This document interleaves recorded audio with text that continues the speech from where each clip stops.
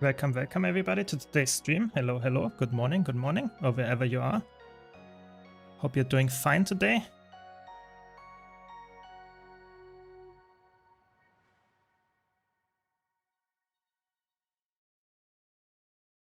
Give me a second to set everything up.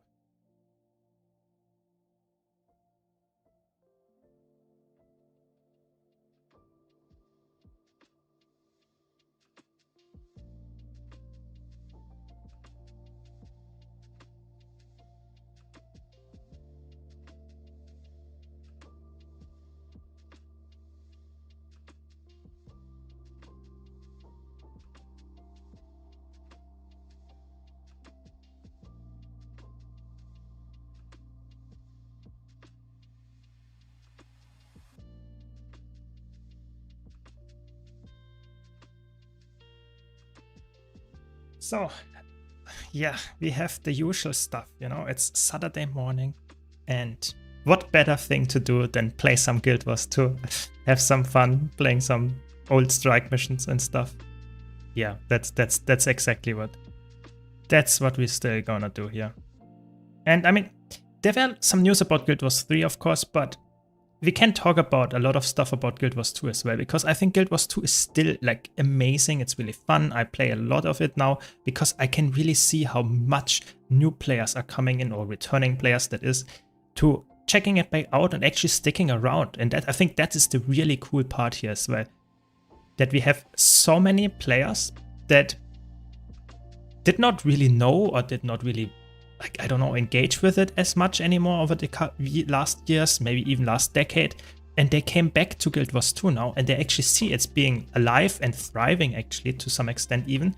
And I think that's amazing. I really can just hope that it stays like this in the next couple of months, even years to come. So I'm really excited about it. I mean, what about you? But I think, for me personally, I think that's just a really great feeling to have a game that is actually like sought after, so to say.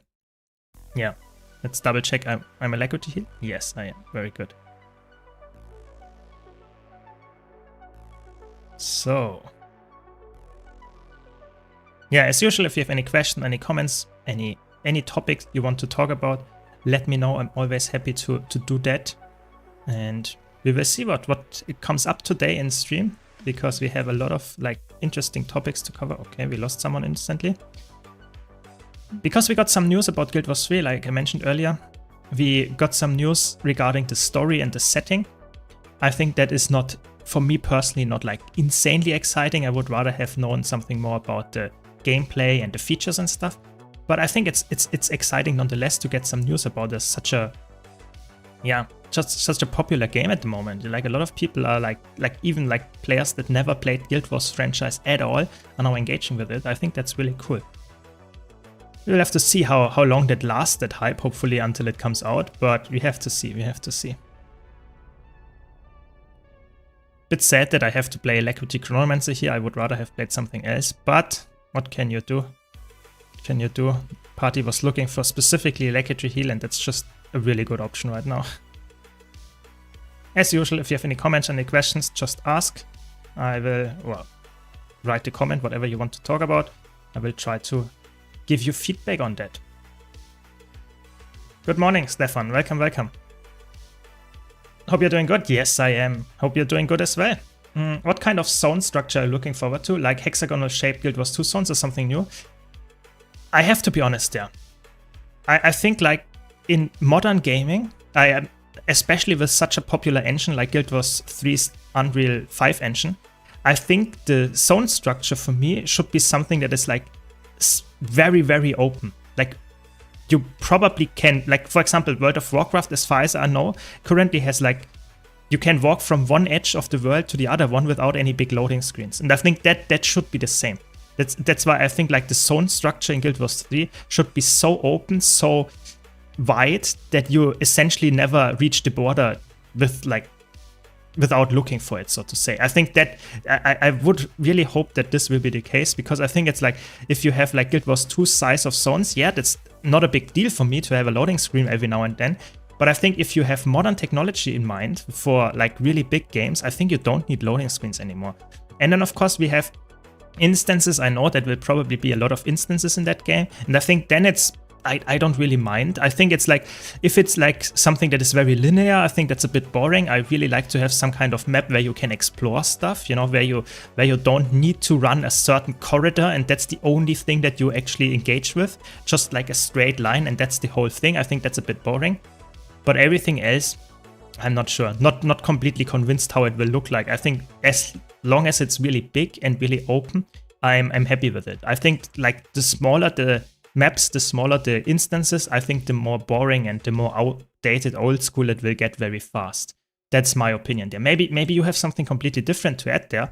That's just what I think about it. And I can't just like say the same thing that I said to the graphics, because a lot of people said, oh, the graphics, you know, it's not what I was looking for, yeah. But for me personally, I think the graphics, the setup, how the, so to say, is there a loading screen every like 10 minutes of my gameplay? Is there a loading screen every 2 hours of my gameplay? That is not for me the so to say, the selling point or the not selling point of the game. For me, it's always about like, how good is the game in terms of features? Are the features exciting? Is the combat fun? Do I engage with the systems, the endgame systems, for the next years to come? You know, I don't want to have like a game that has insanely good graphics, has insanely good, I don't know, loading screen coverage and stuff like that, where I think it's a really good game, but it has no systems that work. The combat is not fun. I think that's way more important to me, like way, way more important. And that's the important part to note here, yeah. For sure. Welcome, Yusuf. Hopefully you're doing fine today. Welcome, everybody. Yeah, but like, I'm not sure what the average player is looking for in Guild Wars 3. So maybe in the game, it's like a lot of players are looking for exactly that, like having a huge open world, having like really good graphics and stuff like that. Maybe that's exactly what most players are looking for. But for me, I think like the main selling point of a new game is that it's fun to play, and most of that comes from the combat itself, and that the features are actually exciting to continuously play. You know, what if the combat is really good and there is essentially nothing to do in the game? And I have an example for you here, which is Guild Wars 2. Guild Wars 2, when it came out, had essentially really good combat. Like, I would say most players would agree, there are some exceptions, but most players would agree that the combat in Guild Wars 2 is really good, one of the best in the MMO genre. But at the same time, when Guild Wars 2 came out, you had essentially no endgame. Like, the endgame of Guild Wars 2 was back then to play PvP or World versus World. There was not really any endgame in PvE. Like, there was like one level 80 dungeon as far as I remember. One level 80 dungeon, that's it. You cannot do one instance the whole day. I mean, you can, but I guess most people would get bored after a very, very short time.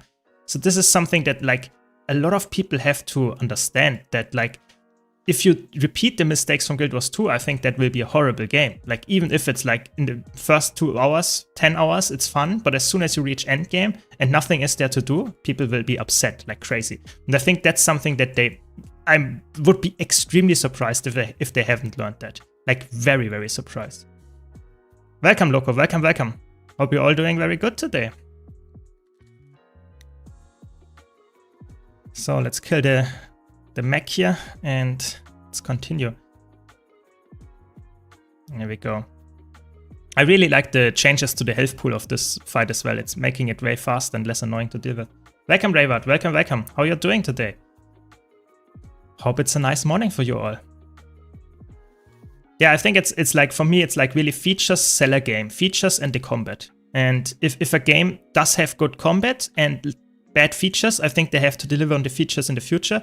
If a game has bad combat, I think the features can be good, like crazy good, and it doesn't matter. I think the combat is really the most most important selling point of any game for me. Like, if the general routine, the general stuff that you do all the time, which is essentially the combat for most players, if that one is not good, I don't know what to do. You know, I think that's like not a good game to play then. Like, yeah, I think, like, for example, good example would here be, maybe some people will get offended now for my example here, but I think Throne of Liberty looks pretty good. Looks like, has good systems, has really cool ideas with like the PvP systems in there and stuff like that. The combat is too clunky for me to play, so I don't play that game, even though it looks interesting. It's just really, if the combat is not clicking with you, then a game might not be for you, even if the systems, even if the player base, even if like whatever, everything is perfect. If the combat doesn't click, what you do every single time you play the game, that's just a no then. Yeah. I wanted to ask what other options you can play as Celestial Amalgam. I hate the Spear. So Spear is obviously the best option for Celestial on Engineer, because Spear is, I would say, the only really good option that scales with condition damage and power damage. Like nothing else on Engineer scales really well with that in that regard. You need CC. You need a lot of CC.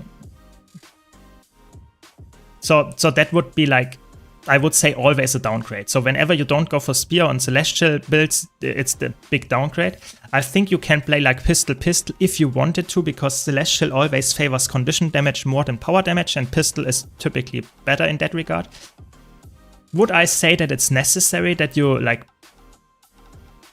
play Spear? Probably not, but I think I would say you lose definitely a lot of value there. I'm not saying you lose all the value, but I think like Pistol would probably be the next best. Maybe Pistol Shield, because you don't care too much about it anyway. In terms of like damage output, I would say Pistol Shield, Pistol would be the next best option. Hammer, Rifle, Sword, those are all just really bad options. They just all scale power damage mostly, and that's just really bad in Celestial. So I would say Celestial on Engineer is always like, either you will have like 4 different kits and then Celestial becomes really good, or you play with Spear and then it is already good even with not that high amount of kits. So yeah, Engineer is in a bit of a weird spot. The same goes for Elementalist, of course, that you essentially have like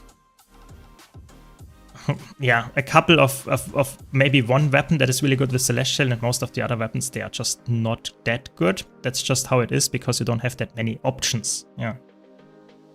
Exactly, the reason I love Guild Wars 2 over World of Warcraft and Final Fantasy XIV is pure because of the combat. It's so weird. Yeah, exactly. I'm not saying that the other games like Final Fantasy and especially World of Warcraft, they are probably, in terms of content, quality and quantity, they are probably better games. Like if you're a new player and listening to this, that is just probably a fact. They have more players, they have therefore more money, and they have more developers to make better content, or more content at least. That is like arguable, but what I think is better in terms of like things that if you compare to other games is really, like, for me, is the combat. And that is the thing that I'm engaging all the time with. So why would I play a game that is essentially less fun for me, because the combat is just not as exciting to me. Like standing still and casting a skill for 2 seconds, yeah, you can do that in Guild Wars 2 sometimes as well, but it's way more exciting to move while doing so, and that's why I think it's so much better to, for me personally, yeah. So let's see like crazy here. Yeah, we have a lot of CC. Chronomancer, that's the king, you know, that's the king, having so much CC. Pretty great. Pretty great. New player here, just got full hero points to unlock Tempest fully. What will be the best up-to-date build you recommend for solo PvE? I would go for Celestial Tempest with like Scepter and Warhorn or something like that. Maybe Scepter Dagger if you don't have Warhorn yet. Stuff like that, yeah, that is probably the best option there. You get a lot of damage, some healing in there, you have range in there, you have utility in there. Tempest is really good as a starting point. I would say you can check out my website, always like in the chat or in the description down below in the video, in the stream. And you can see what build you're looking for there and find it on the website very easily. But I would say Celestial is probably for solo PvE on Tempest specifically one of the best options. Like we mentioned it earlier with Engineer, Celestial, if you have good weapons, and Scepter is insanely good as a Celestial weapon because it does power damage and condition damage while also having support in there. That's the like insane good solo like option for sure. So let's cast everything. Every single thing. Yeah, we even out CCing the Guardian with the Sanctuary. So that's Chronomancer in a nutshell for you. That's why this is such a good support, such a flexible support. You have so much CC with like Continuum Split.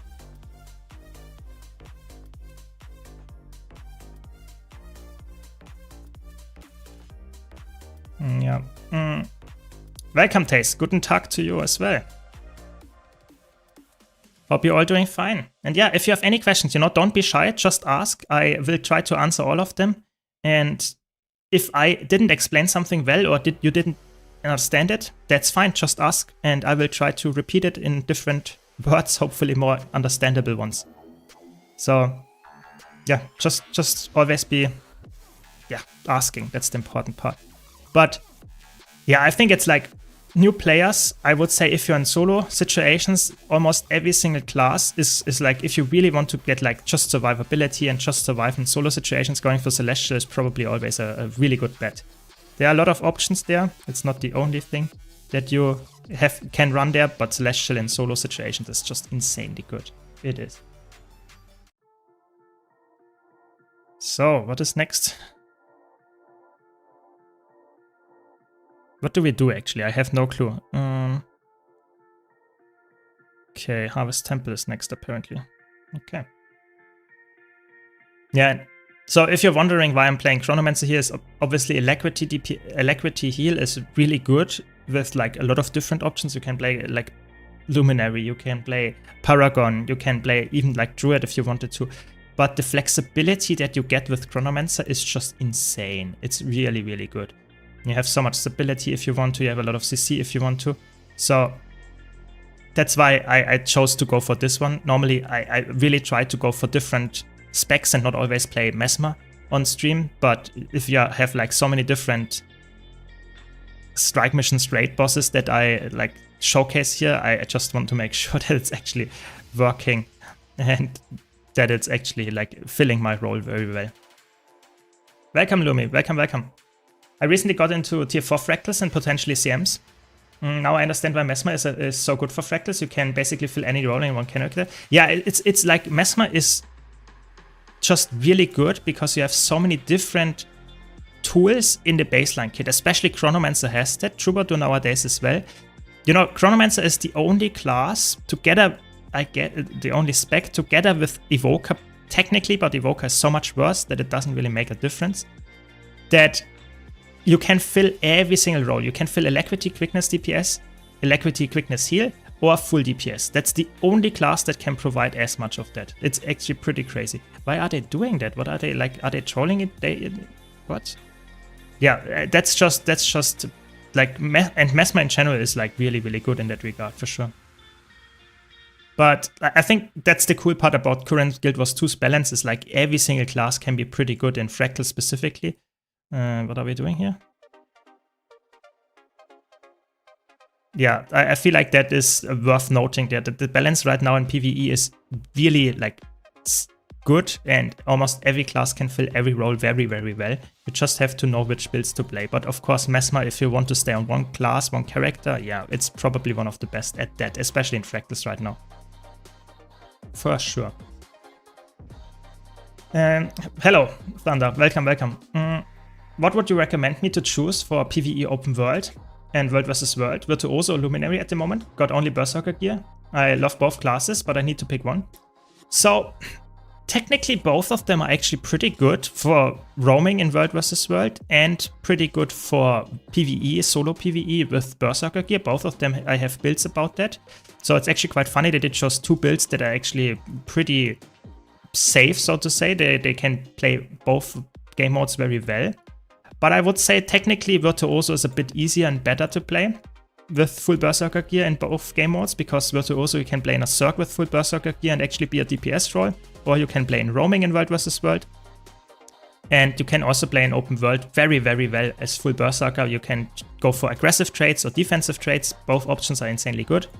I think Luminary is also decent, don't get me wrong. I think just overall, if you really had to choose one thing, I think that's probably even better to go for the Virtuoso personally. Yeah. My Wizard's World is full, but I'm level 60. What's the best to buy? So I made a full tier list that is like 20 minutes long. What is the best things to buy in the Wizard's World? You can check that out on my YouTube channel, of course. It depends on your situation. If you're a new player, then you might have completely different things that you want to get. Like Ascended Gear, I would recommend to get that. Like the gold is always good, of course, stuff like that. But if you're a veteran, you might go for something completely different. For example, the Legendary Starter Kit or something like that. Yeah, I think it's always like watch the video if you want the full answer there, because every single item almost is good. There are just some exceptions that are not good. And I will also mention those in the video, of course. Is Mesmer not really hard to learn? I think if you start as a virtuoso, it's actually not that hard. Mesmer is actually pretty easy if you start as a virtuoso. If you start as a chronomancer or a mirage, it might be a bit harder. But I think like every class has hard elite specs and easy elite specs, and Mesmer is no exception to that rule. So I think it's not the easiest, not the hardest, I would say. That is my assessment there. Hey, there is Spear viable for the power Tempest DPS build, or is Scepter Dagger better? Spear is viable for Tempest, yes, as a DPS build. You can play, I have even a YouTube video build guide about it with Spear. It's actually pretty good. One of the best DPS builds in PvE for Tempest is with Spear. Yeah, you reach over 40k DPS with it. It's pretty cool. Yeah. Yeah, Guardian and Mesmer are typically the best classes when it comes to flexibility and stuff in all game modes, I would say. I'm not saying that the other classes are much worse, it's just that if you look at the base core kit that those two classes have, it's pretty insane. You cannot get a lot of different other classes that have more base value than those two. Yeah. What do you think about Spectre Heal? I want to try it.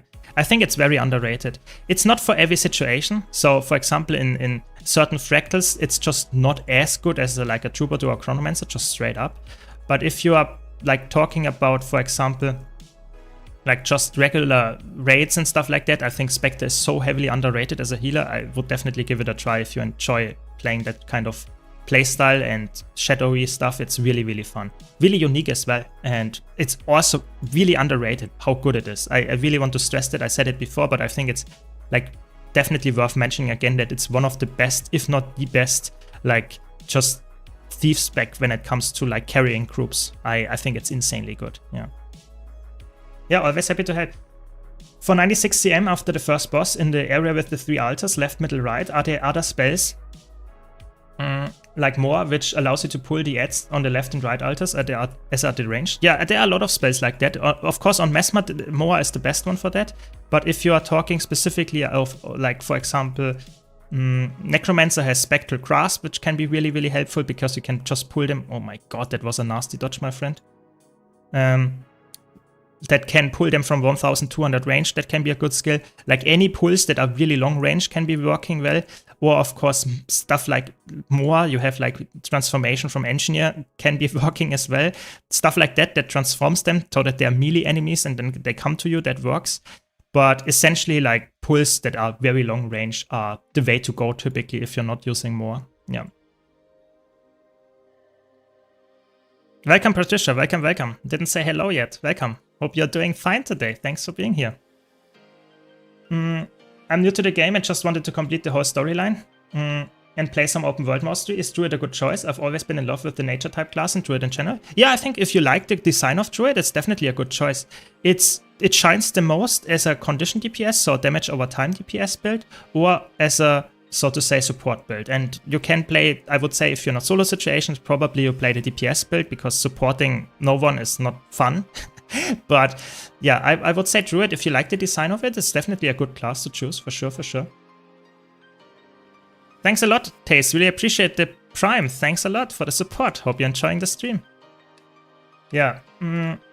But I think like Druid is like, if you look at the name and if you look at like other games, like Felicia says it here, Patricia says it, sorry. It's like always about like, yes, Druid is like feeling like a Druid in Guild Wars 2, but if you compare to other games, it's not feeling like Druid in those games. You don't have any transformations, you don't have any like it can be a healer in Guild Wars 2 as well or something, but it feels very different. So it's like it's a name that exists in other games, but it does not necessarily mean it's exactly the same thing.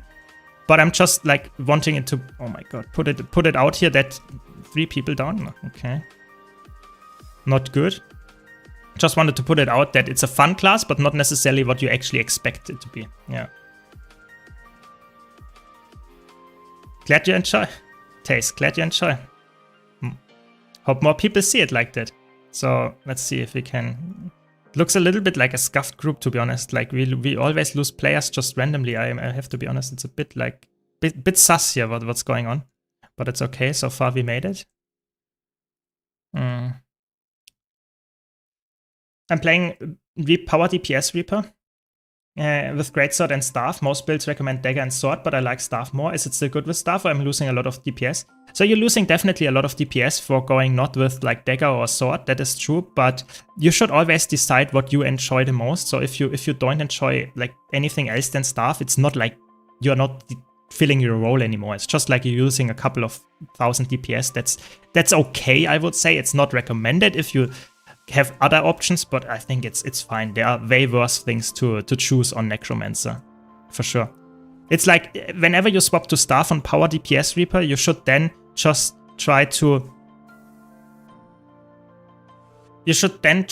instantly go in Shroud. So you use all your symbols, or your marks they are called on Necromancer, and then when you did that, you then swap into Shroud, because the Staff auto attack is probably the worst auto attack in the entire game. So you really want to like don't linger on Staff for longer than you need. Like it's really important to get off as fast as possible. There was a DPS power build for Reaper once that actually used Staff as a meta build, but it was like exactly like I said, you use the 4 marks and instantly go in Shroud, and you just don't do anything else. Yeah, that is important to mention here. I see your Celestial Solo Tempest video from 6 months ago. Is this still up to date? Yes, exactly. That one. Exactly that one.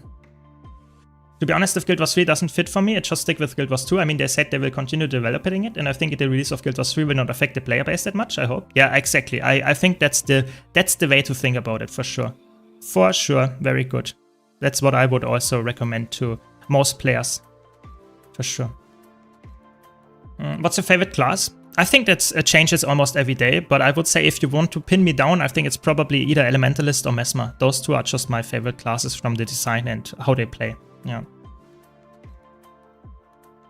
No, play Celestial Mirage? I mean, Celestial Mirage is actually very underrated as well. You can play Celestial Mirage pretty well. I made even like a healer build for groups that actually is working decently well as Celestial.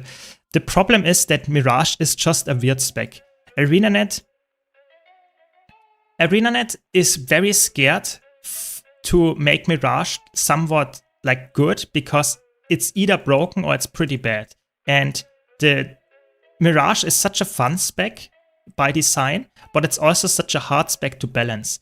So I'm not sure if I will ever recommend Mirage to a lot of new players, because it's just a spec that is like very, I don't know, weird is probably the most defining factor. If you like the gameplay of it, it's fun for sure. But I'm not even sure if it's like that good in the current meta in most situations. It's actually really good in PvP though. Yeah. But it's really fun for sure. Will the Vagabond package from the Black Lion Statuette store give me all 3 weight class skins? I think so, yeah. I'm pretty sure that's the case, yeah. Typically it's like always having that, all the weight classes. I'm pretty, like 99% sure that this is the case, yeah.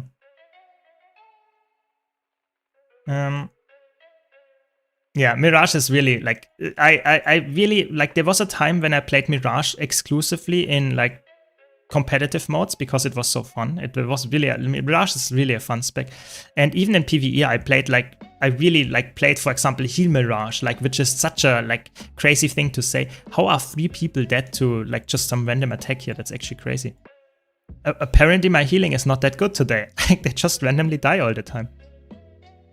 But yeah, I think Mirage is very underrated, even though it's a weird spec. Or maybe because it's a weird spec. Yeah.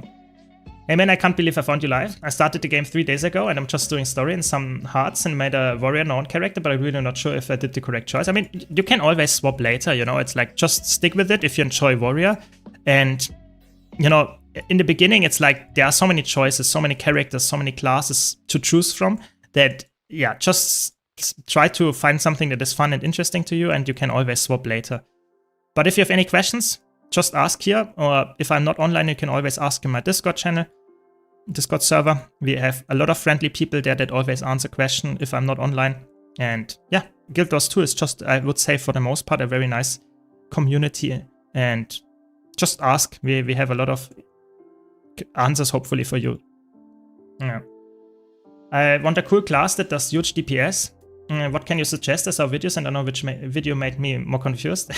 So Guild Wars 2, essentially every single class has huge DPS. It's not like in other games where you choose a certain class and you're the healer. That's not the case. In Guild Wars 2, every single class can fill every single role at the highest level. So you should choose always the class that is the most interesting by design to you. Does it look fun, the class, the design, the fantasy, the skills, the color even, you know? Does it look fun to you?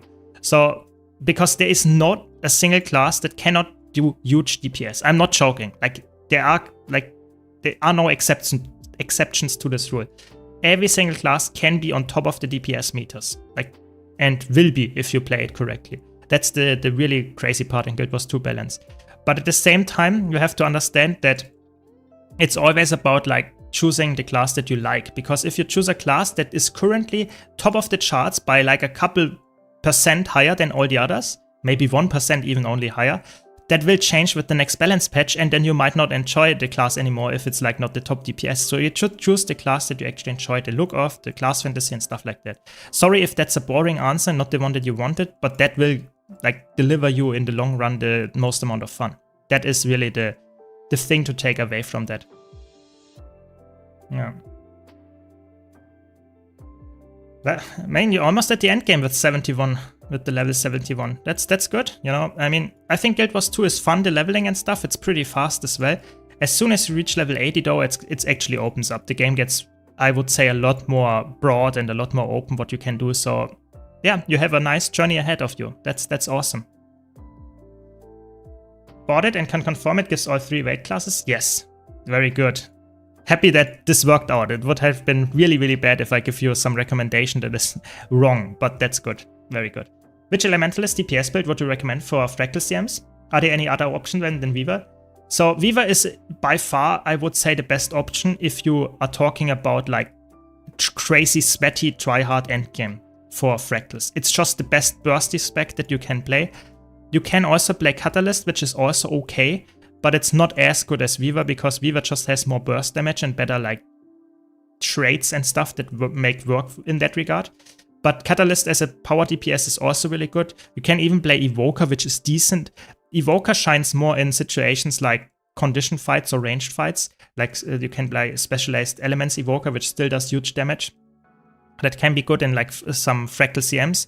But I would say in most situations, it's probably the best option that you can choose is to go for Weaver if you have any option to play it. Because Weaver is really, people underrate Weaver in terms of damage output, people underrate Weaver in terms of the utility it provides, and most importantly, people always say, oh my god, Weaver is so hard, but it's not. You just have to play a bit more, get a bit used to it, and don't be scared of pressing a lot of buttons, but it's not that hard to play. It really isn't. So that's important to take away here. But other than that, yeah, I mean, that's just my opinion. I think that's you can play Tempest, you could play that as well, but I think Weaver is the best option, and then probably Catalyst, and you can also play Evoker in Condi fights, but that's pretty much it, yeah.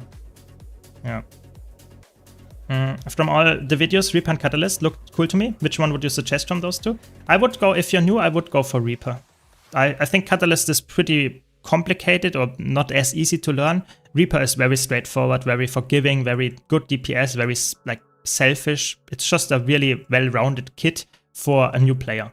I'm not saying that's a must pick for a new player by any means, but it's one of the best ones. So it looks cool. A lot of new players start with it for that reason, and they stick with it because it's just a really, really good class in all game modes, actually. Yeah. So good choice there with Reaper.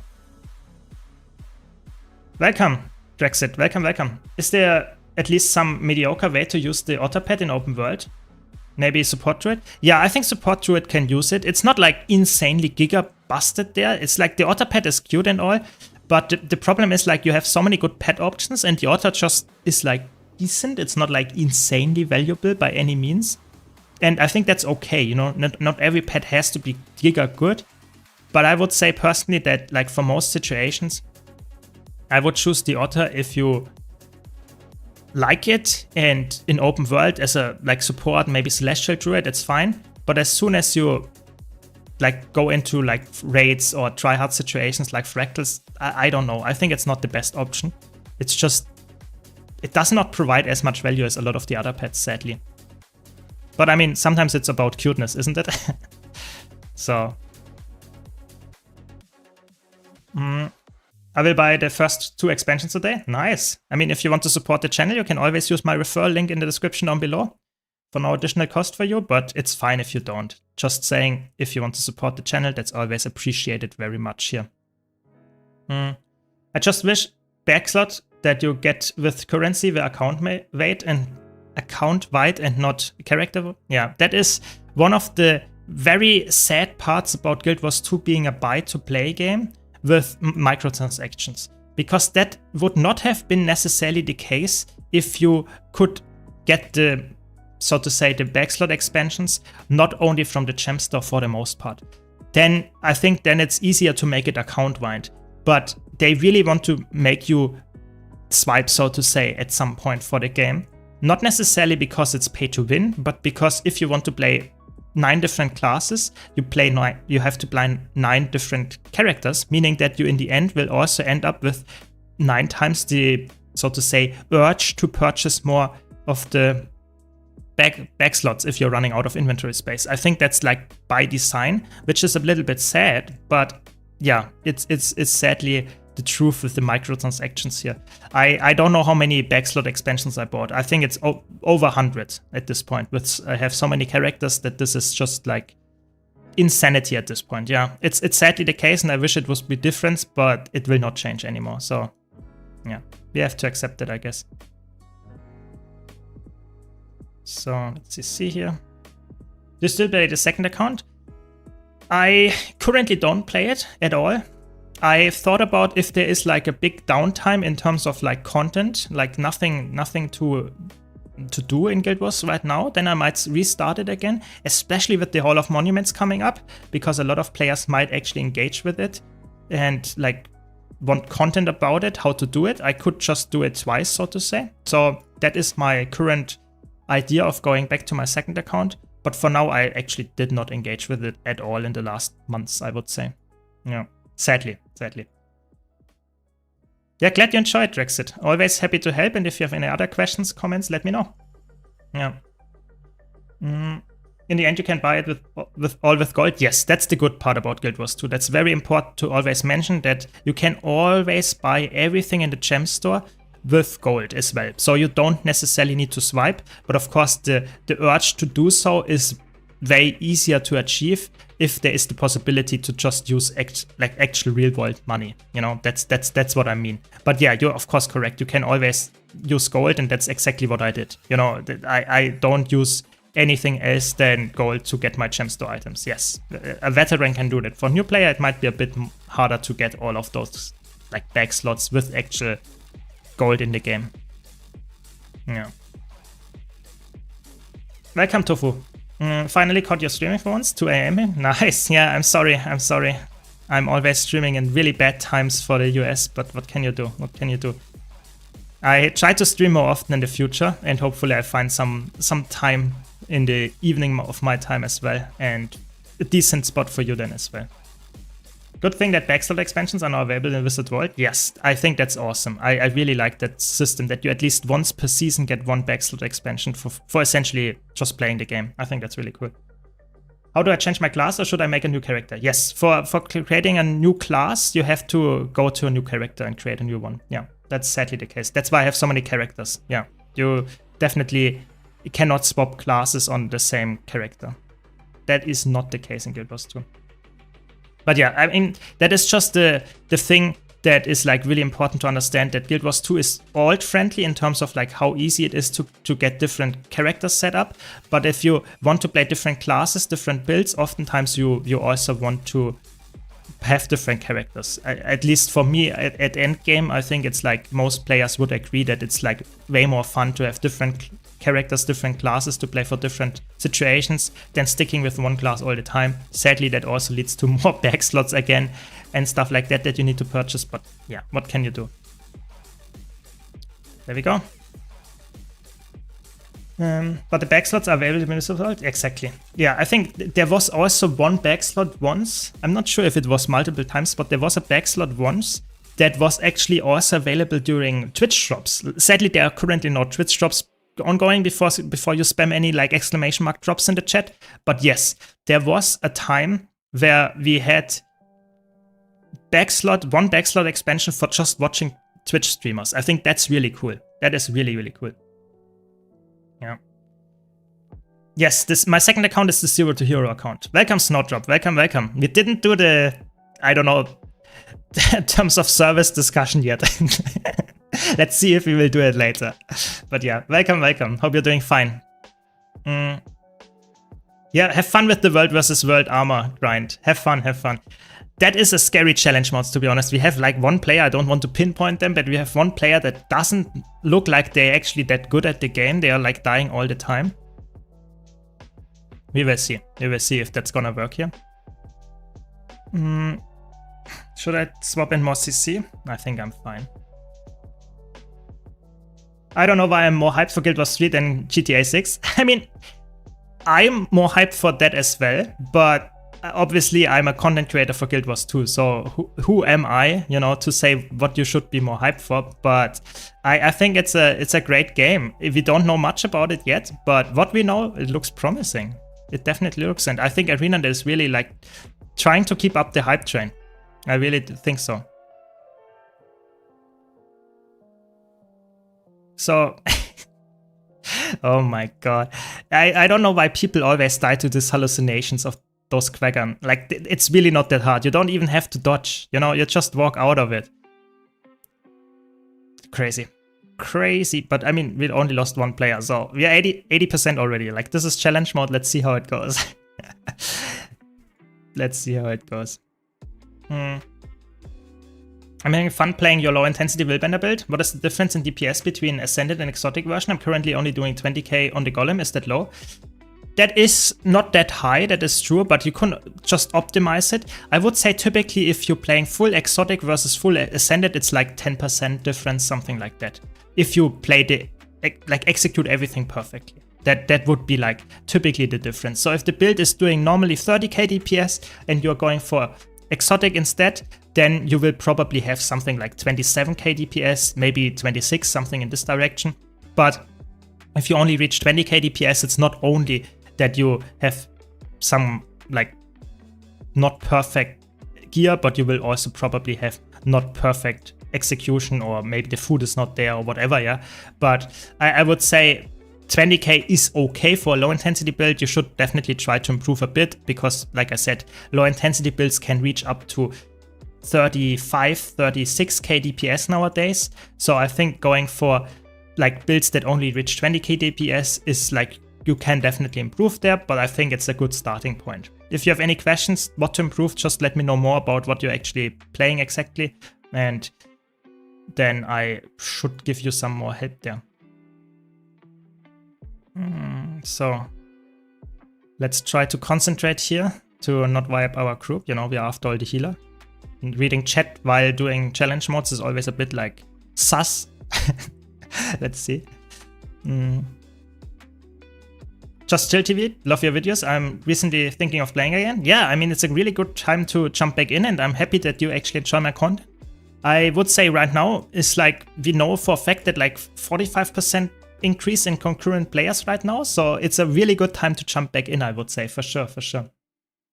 There are also some backslot expansions and fractal thing. Yeah, that is actually correct, but it's only one time. So it's not like you cannot grind it essentially. Yeah. So, let's see.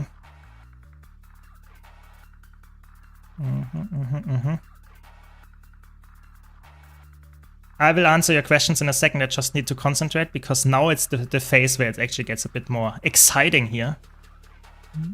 I don't even know, is it like even challenge mode? I think maybe we just didn't turn it on. Like, it doesn't look like challenge mode to me.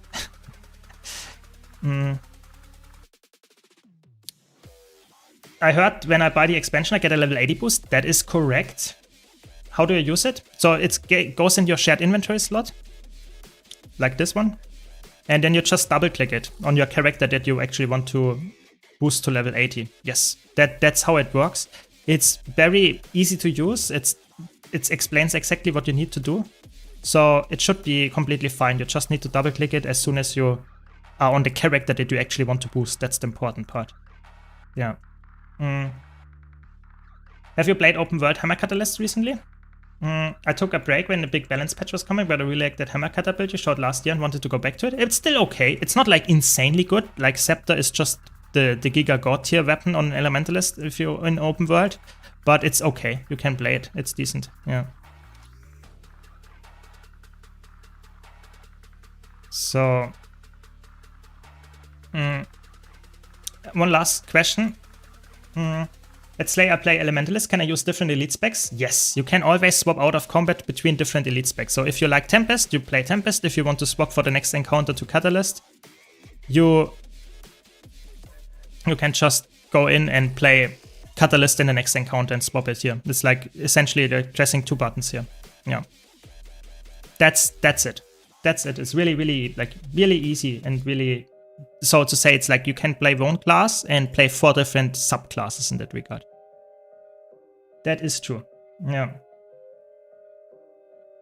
For Necro, I mean, you can. What is the best elite spec for a class? That always depends on what situation you want to fill. I cannot give you one clear answer, but Reaper is the easiest to start out with, I would say, for Necromancer.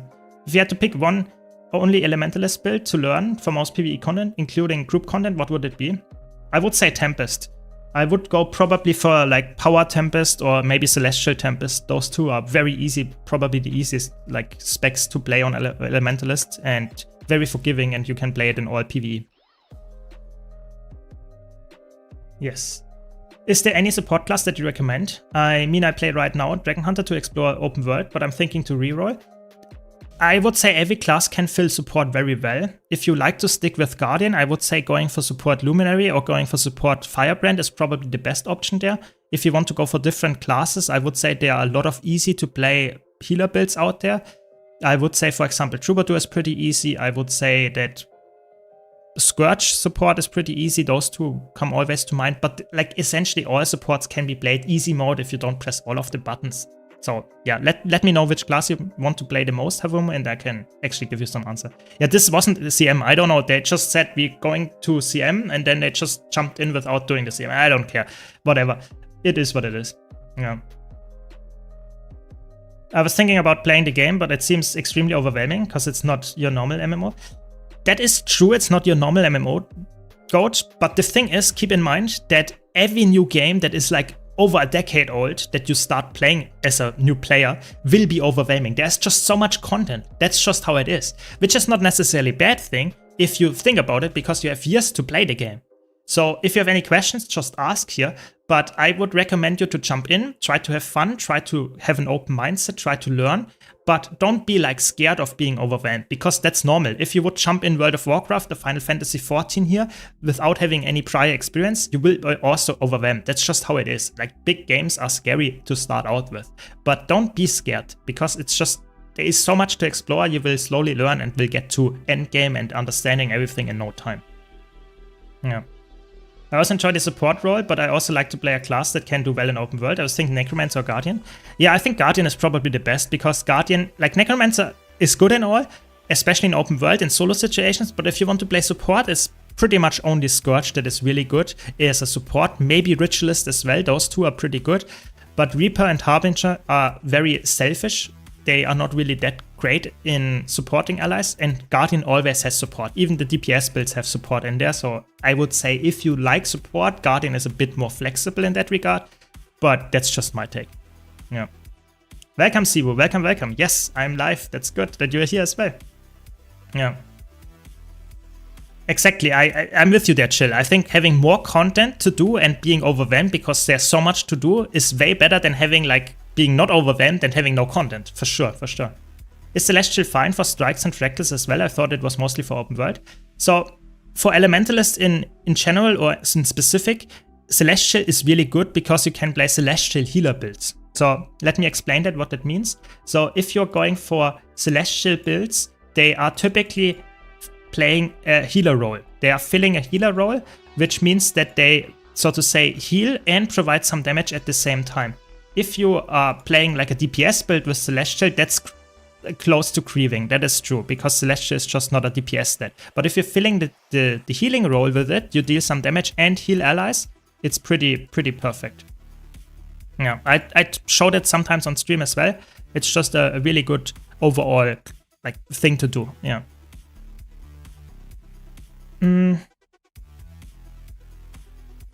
I'm playing Luminary now and have a heal DPS build. Does that work in open world? I mean, I'm not even completely sure what you mean with heal DPS build, but it sounds like a good build to play in open world as well. Yeah, for sure.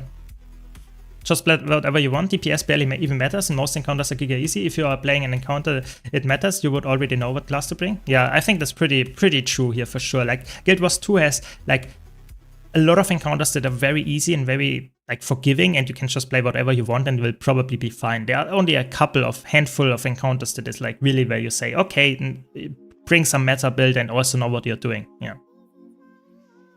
Yeah. Do you have a video on what to do after hitting level 80? Yes. Yes, I do that. I actually have a really like, I think it's a good video. I put a lot of effort in. Give me a second. I will link it to you. It's a good video in that regard, that it tells you everything you need to do or can do. Give me a second. And it's also, yeah, it's good. It's a good video. I posted it here in the Twitch chat. It's about like what should you do at level 80, and it rates, so to say, the most important aspects to focus on. Because of course, for a new player, there are like 100 possibilities and 100 things that you should at some point probably engage with. But at the same time, it's like you should not like focus on 100 things all at once. You should focus on the most important things for you. And I think that's what the video is all about. So hopefully that helps you. Yeah. Too many classes. Looks so much fun, but I can't choose my main. I mean, that is probably the biggest problem that almost all players have. I would say you can, in the beginning, always start to try out different classes, especially if you create a character. You can go in the PvP lobby and just test them out at level 80, how they look. But I would say, in the end, choose the one that you think is currently the best looking one, most interesting one for you, and then you swap from there. Because if you like it, stick with it. If you don't like it at some point, you can always swap. That's why I have 70 characters. I'm not joking. I play all the classes all the time, and that's just yeah, a thing that came up over the last years, for sure. Yeah, glad to hear that. Glad to hear that, Cosy. Yeah. I always have a full bag and I never know what to get rid. Yeah, so I have actually, I'm teasing a little bit here, but we have something coming up for that in the future. Like, I think that's one of the most common issues that players have. What is the dailies? Should we join for like what are the dailies? I mean, we could. We could.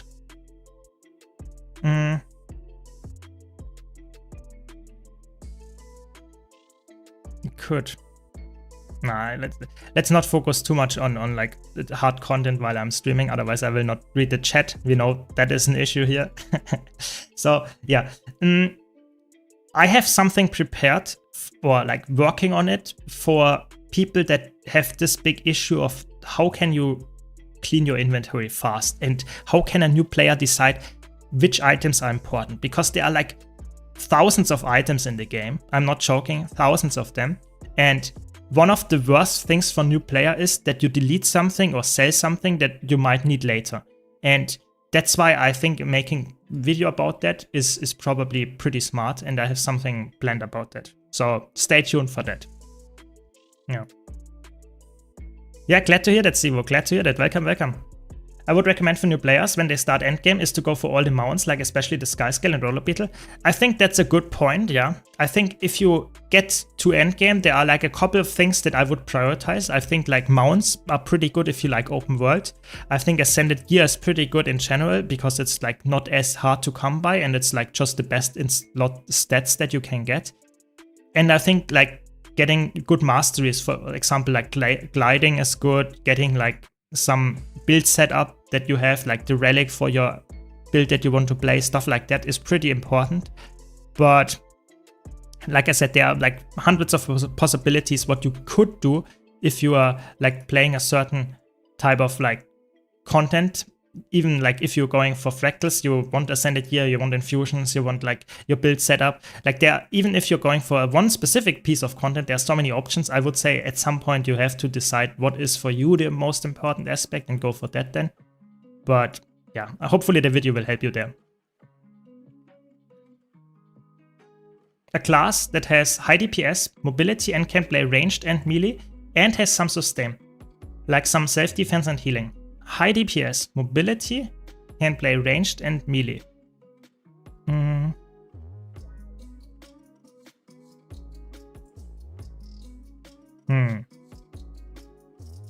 I mean, a class, so the whole class.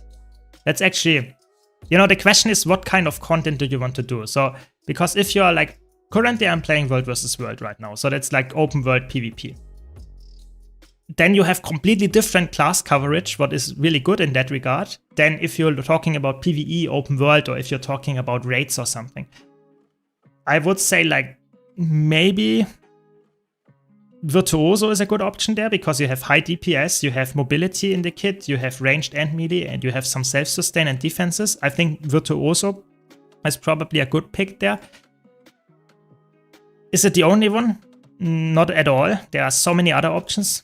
I think Reaper comes to mind again. You can play Reaper that has some range damage as well. You have a lot of like utility with like self-heal and defenses in the kit. I don't know, it heavily depends on which class you actually want to play, because every class probably has a build like that. I would say Ranger has Untamed. I would say like Guardian has probably Luminary to some extent, it has that. I don't know, there are so many options. It's really hard to pin like me down on one answer to this question, but I think like Virtuoso is probably a good choice. Yeah. Yeah. I'm using your condition Holosmith right now, but I want to try Power Holo. Would you say Power Holo is in a good spot? I think Power Holo is in a worse spot than condition Holosmith, but in PvE that is, but it's still in a decent spot. Like it's a good build to play if you enjoy Holosmith. Oh my god. Outplayed by the NPC. Outplayed by the NPC, that's what you get. Yeah, I think that's definitely like a bit of a sad thing to see, that Holosmith is like, I don't know. I think Power Scrapper, Power Amalgam is just better in almost all situations. But if you really like it, I think it's still worthwhile playing, for sure. Yeah. All content, so that I can swap elite specs depending on content. That's like, I made a video recently about that topic, and I think if you want to like have really all game modes, so like competitive modes, PvE, solo play, group play, all of that covered, I think then like general like Guardian is extremely good with like flexibility and different things. And I don't know, I feel like Mesmer is always a great pick. I'm really sorry that I always say that here in stream, but I think it's just the correct thing to say. Mesmer is so good in all game modes when it comes to flexibility, mobility, like utility, everything in like one kit. It's just really, really like good. Mesmer or Guardian are probably your best bets then. Welcome chat, welcome. And I think it's always like, there is always a meta in all game modes. Sure, some builds are better than others, but Mesmer and Guardian over the last 5 to 10 years, they were always on top. Like there was always some really good build with those classes in all game modes. And that's why I always like, if you want to play all game modes, want to be like really flexible, then probably those two classes are the best. Yeah, some people say Engineer, some people say Elementalist, some people say even Necromancer, but I think they are good, but not as flexible as Mesmer and Guardian. It's like, I'm really sorry, but it's just, I think, the truth here. Between Necromancer and Elementalist, which one I should pick after reading what I want? Okay. I personally think that Elementalist is harder to play than Necromancer in almost all situations, but at the same time is more flexible. Does that mean it fills your high mobility, high range damage and melee damage, and like also having good defenses in the kit at the same time? Not necessarily. I think Elementalist has less defenses in PvE specifically than a lot of other classes. I think Necromancer, especially Reaper, is then your best bet. Yeah, I think out of those two, I think I see Necromancer a bit higher in terms of those values that you really want to have. Even though I think Elementalist is one of the most flexible classes in the entire game because you always have 4 elements, I think Necromancer fills the mobility and defense a bit better than Elementalist does. Sorry for all like the different topics that I bring up here, but yeah, I hope you understand what I mean there. What's the least flexible then? It's by far, it's either Revenant or Thief. Those two are like, I'm not saying they are not flexible, they can fill all roles in PvE, but they're definitely the least flexible, for sure. I would say if Thief didn't have Spectre, it would be easily the worst. Because it has Spectre, it's a bit better, but I think Revenant is always a bit locked into the legends, and that just doesn't make it perfect. Thanks for the support, Cosy. Really appreciate it. Thanks a lot. I answer your questions nonetheless, but thanks a lot for your support. Really appreciate it. Mesmer is great. Yeah, exactly. You know, being in Chronomancer and Mesmer Jail and saying Mesmer is great. Yeah, I mean, it's just the truth, sadly. Yeah. Really, you think it's a hot take? You think it's a hot take about the least flexible class? I don't know. I think most people would agree that Thief and Revenant are the worst. Yeah. I was Elementalist main, but switching to Mesmer. Yeah, I mean, I'm not saying Elementalist is not flexible, but Mesmer is another step up, for sure. As an Elementalist player, I found Necro kind of hard to pick up, weirdly enough. That's interesting. Yeah, I mean, it's not, you know, you always have to keep in mind that's like, everyone has a slightly different playstyle and what you expect from a class that can always like change, like if you like it or not, even if it's like, so to say, objectively a bit easier or a bit like, I don't know, more flexible. It always depends a bit on your personal experience as well, or your personal skill level in that regard. Yeah. Yeah. I mean, you might get used to it, chat. You might get used to it. I've been a Mesmer main for a very long time. I really enjoy Mesmer. Yeah, I think Mesmer is really enjoyable. It's a really unique class. I think for me, it's always like, sure, a class is flexible, might be strong in certain game modes, but if a class is also fun and the class fantasy is enjoyable, I enjoy it way more. So for example, I think Warrior is really underrated in terms of strength. I think Warrior is really good in all game modes. It might not be absolute best as Guardian or Mesmer most of the time, but it's still pretty good. But I don't play it as often because I like to have a fantasy class. And Warrior is just not the class fantasy that I like to have. Not often, yeah? And that's why I play it sometimes on stream, but I don't play it every time. And that's nothing really wrong with Warrior. It's just that it doesn't really feel perfect, like suited to me. And I think that goes for everybody, yeah. Not specifically with Warrior, of course. I mean, like, you have some classes that you might not like the class fantasy of, or the look, or the like just the color maybe even, yeah. That's fair. I really appreciate your informative discussion. Yeah, I mean, happy to hear that, yeah. I always try to give you, how many people are there? 4? We can help our teammates then. Okay, we got one.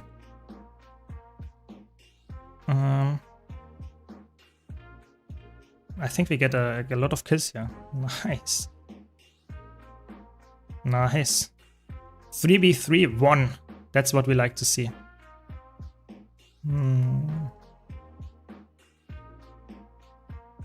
Nice, nice, nice. Had to concentrate there for a bit. I obviously didn't want to let my teammates lose here. I didn't even know if they needed my help, but still. Yeah, I always try to be helpful and informative and hopefully entertaining at the same time as well. So yeah, if you have any feedback, let me know. Let me know. I'm unable to switch from Necromancer. Too hard to learn a new class. I mean, Necromancer is a class that is, when you get used to it, it's pretty hard to get, so to say, not addicted anymore. It's really is a class that is very like snappy and makes it, so to say, like if you like it and if you get used to it, the ease of use is pretty like unrivaled in Guild Wars 2 for sure. For sure. But I mean, I think the beauty of the game is that it's very easy to create new characters and play them. So I think like I like to play different builds in like almost all situations all the time. That's why I make so many build guides on my YouTube channel, because I like to do them, and that's I think the really nice selling point of having a lot of classes is the flexibility and versatility. So I think like, yeah, Necromancer might be harder to get away from, but I think it's still like worthwhile testing out some new stuff at some point. What farm would you go hard on to learn lots of gold after going broke, after crafting your last legendary? I think fractals. I always bring it up here when someone asks what's the best gold farm. I think playing daily fractals, maybe we'll do it later as well. So it's like doing some daily fractals, trying to go for tier 4 fractals if you have not done that yet, and doing them every day. Like, it's like half an hour to an hour of dailies, and you get like a lot of gold. If you do the challenge modes on top of that, you get even more gold. It's a bit more challenging, as the name suggests, but in the end, it gives you a lot of value, and it's just fun, I would say. And we will get another fractal in like 2 months. So yeah, I think it's just a really great way to earn some gold if you like that kind of playstyle. Yeah. Yeah, I mean, Thief is not for everyone, Yusuf. I think that's completely fine. You know, you can have like, some people have like 10,000 plus hours in the game and have not switched to class once. That's also possible. Yeah, you can do that. Yeah. Is it better to play on Steam or use standalone launcher? I think both of them are completely fine.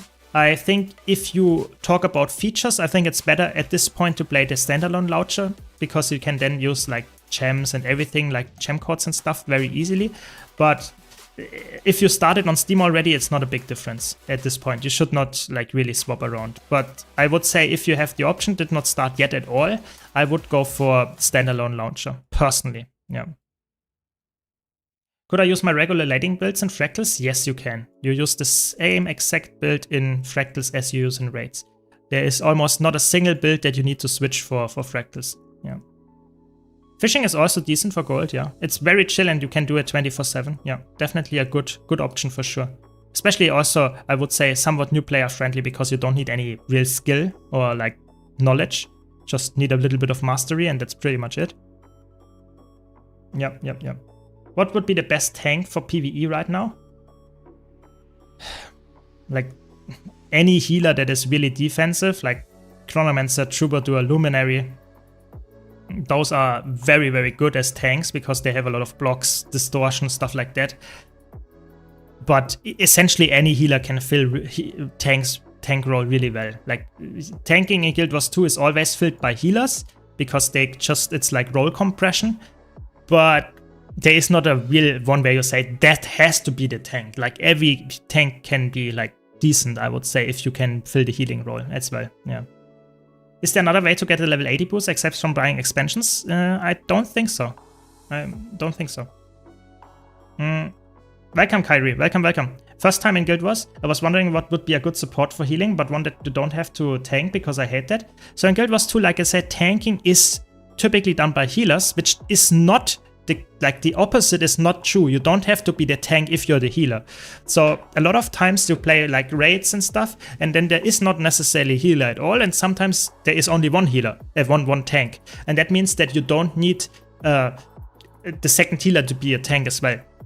And that does not depend on the role, it depends on the gear. It's a bit weird to understand from coming from World of Warcraft or something, but if you play a certain class that doesn't instantly lock you to be a tank, it's about the stat. So in Guild Wars 2, tanking is always determined by the toughness of your gear. So if you have high toughness, you will be the tank if you have the highest toughness in almost all raid fights. And that means if you want to be a healer and don't want to be the tank, you're going for Harrier's gear, for example, which does not give you any toughness, but gives you still healing power so that you can be the healer and not the tank. So hopefully that makes sense, Kyrie. Yeah. I want to try different characters, but don't want to level up each time to level 80. I guess you can try it in PvP. If you go to like this symbol here, PvP, and then you can enter Heart of the Mist, then you can try out some characters because you will always go to the maximum level and can try some elite specs there as well that you have access to. But other than that, you have to level characters, sadly. Yeah. Another question to Solo Tempest PvE build. You recommend in your build Relic of the Pirate Queen, but I do not own VOE expansion. What should I get instead? I would say if you only have the first two expansions,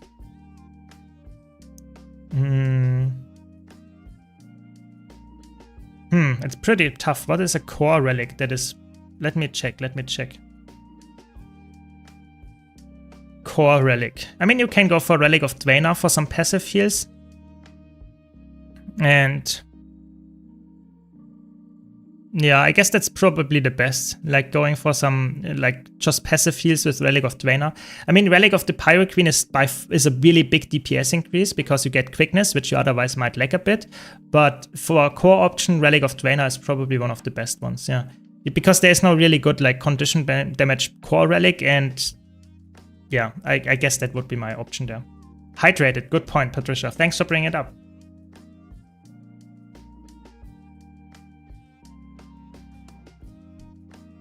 Yeah, so that would be my answer there.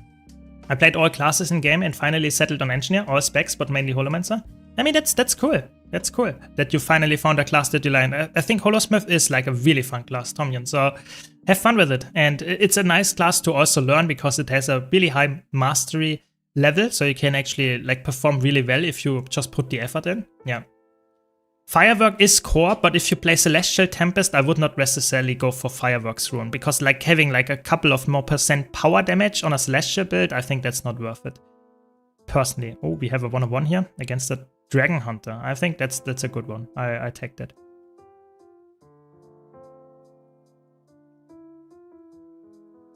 I mean, is that a 1-on-1? Not really. They are just dying. Sad, but I mean that happens. Yeah. So I'm 300 hours and I do tier 4 Fractals now. I've done all content except Living World Season 4 and 3, AOD and Iceroot Saga. I only have 2 characters at the moment right now with the Reaper and Ritualist and Chronomancer and Mirage, which I don't know if I should make a new character now. And if I do, what would you recommend? I think I would not necessarily make a new character if you like currently what you're playing. I think making new characters is not necessary. I think if you want, you can always go for a class that looks fun to you, but you should not just because a content creator told you to start a new class, you shouldn't do it. You should only do that if you really like to experience something new. And then you choose the class that you like the most, the looks, and I don't know, what you see on other people's like videos and content. I would say for a new player or for a player that is like not as veteran as a lot of others, I would say stick to the class if you like it. If you don't like it, you can always try a new one. I think everyone is different. Some people play 10,000 hours on one class. Some people switch every 2 hours. Yeah, that's just how it is. How did you get this condensed view for the trading post? So there is a setting here that is called compact mode. If you enable this, it shows this in small things. If you disable it, it shows it like in the normal big size. I like the compact view better because obviously I like to see more stuff, and I have enough knowledge to actually know the items by name. But the small one is like, I guess, personal preference. Yeah. Yeah, I think you're correct. I think you can get the level 80 boost from the gem store as well. I have not thought so. Blackline level 80 ticket, yeah. Yeah, I think you can buy that from the gem store, but look at the price. Like, what? It's 20% off right now, and that costs you like essentially, what is that? Like almost like 400 gold or something like that. It's pretty bad. Like I would not, like, that is not the way to spend your gold. Like, definitely not. I don't even know if it's like the normal level 80 boost or if it just brings you to level 80. I think it's definitely not. Don't buy that item. It's way too expensive and it's also not worth it in my opinion. Like, good point that it's in the gem store, but I think that should not be a reason to buy it. I would say, just because it exists. Hopefully that makes sense. It's just not worth it. Yeah. Yeah. Do you follow rotation on this elemental build, or can you just spam? So on this build, obviously I'm playing against other players. So it's like always, if that comes up here, PvP world versus world, you don't have a rotation. You have combos that you do, but you don't have a rotation. Because you're playing against other humans, meaning that you have to react to their decisions and then you make your own decisions and maybe change your playstyle. So for example, if someone is blocking, you don't want to attack and just use your normal attacks that you would do in a rotation. So I think that's really important to understand. But yes, essentially I have like the rotation to always use my air attacks, swap to a different attunement, use my attacks there and swap back into air. That's, so to say, the rotation, and always use my sap off cooldown. That's pretty much the idea. But you see that when I have one-on-ones and stuff, that I adjust to the situations. If I need healing, I go to water instead of fire, where I have more damage. If I need more defenses, I go to earth. So it's always like you need to adjust it to the situation and also combo it depending on the needs. Yeah. Yeah. Don't really need it for the content now, as I want to follow up story by doing Living World Season and first 2 expansions. But if Relic of the Pyroqueen makes a huge difference to my damage, then maybe I'll buy to unlock. I'm not like, I would not say if that's the only thing why you buy the expansion, I think that's not worth it. But I think like the expansion Visions of Eternity is one of the better expansions to get, because it gives you lead specs. It gives you, there's another one here. Okay. It gives you lead specs. It gives you the good relics. It gives you a really cool new map. I think it's a good thing to get. And if you want to support my channel, you can always use my referral link. But I would say if it's only for the relic, I think you should reconsider because that is like somewhat expensive for just the relic. Okay, we have a thief. Let's get a 1-on-1 against the thief. Nice, we got the blind. The damage. I think this guy's dead. No, not yet. Okay. Now they are dead. They did a lot of damage as well. Okay, I wanted to teleport, but I was too slow. Getting old, getting old.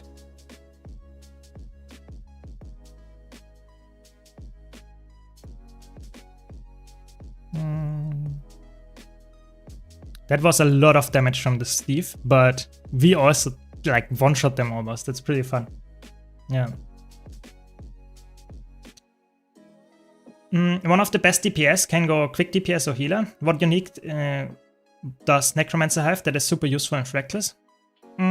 I think Necromancer in Fractals is not really like known for its uniqueness or like being crazy like important. I think you can play it pretty well as like one of the builds that is good in like ranged fights, like I don't know, Silent Surf or something, because you have like Harbinger, you can play Scourge. They are pretty good there. But I would say Necromancer is not really known for being crazy unique. It's like it has a 1200 range pull. I guess that's also somewhat unique. But I think like in Fractals, it's like you play what you like. DPS builds are very flexible. It's more about the support builds that are a bit more, I don't know, narrow, which ones you take. Yeah. Oh my god. It's a druid. I hate druids in PvP. It's a Condi druid. CC spamming Condi druid. Yeah, that's not good.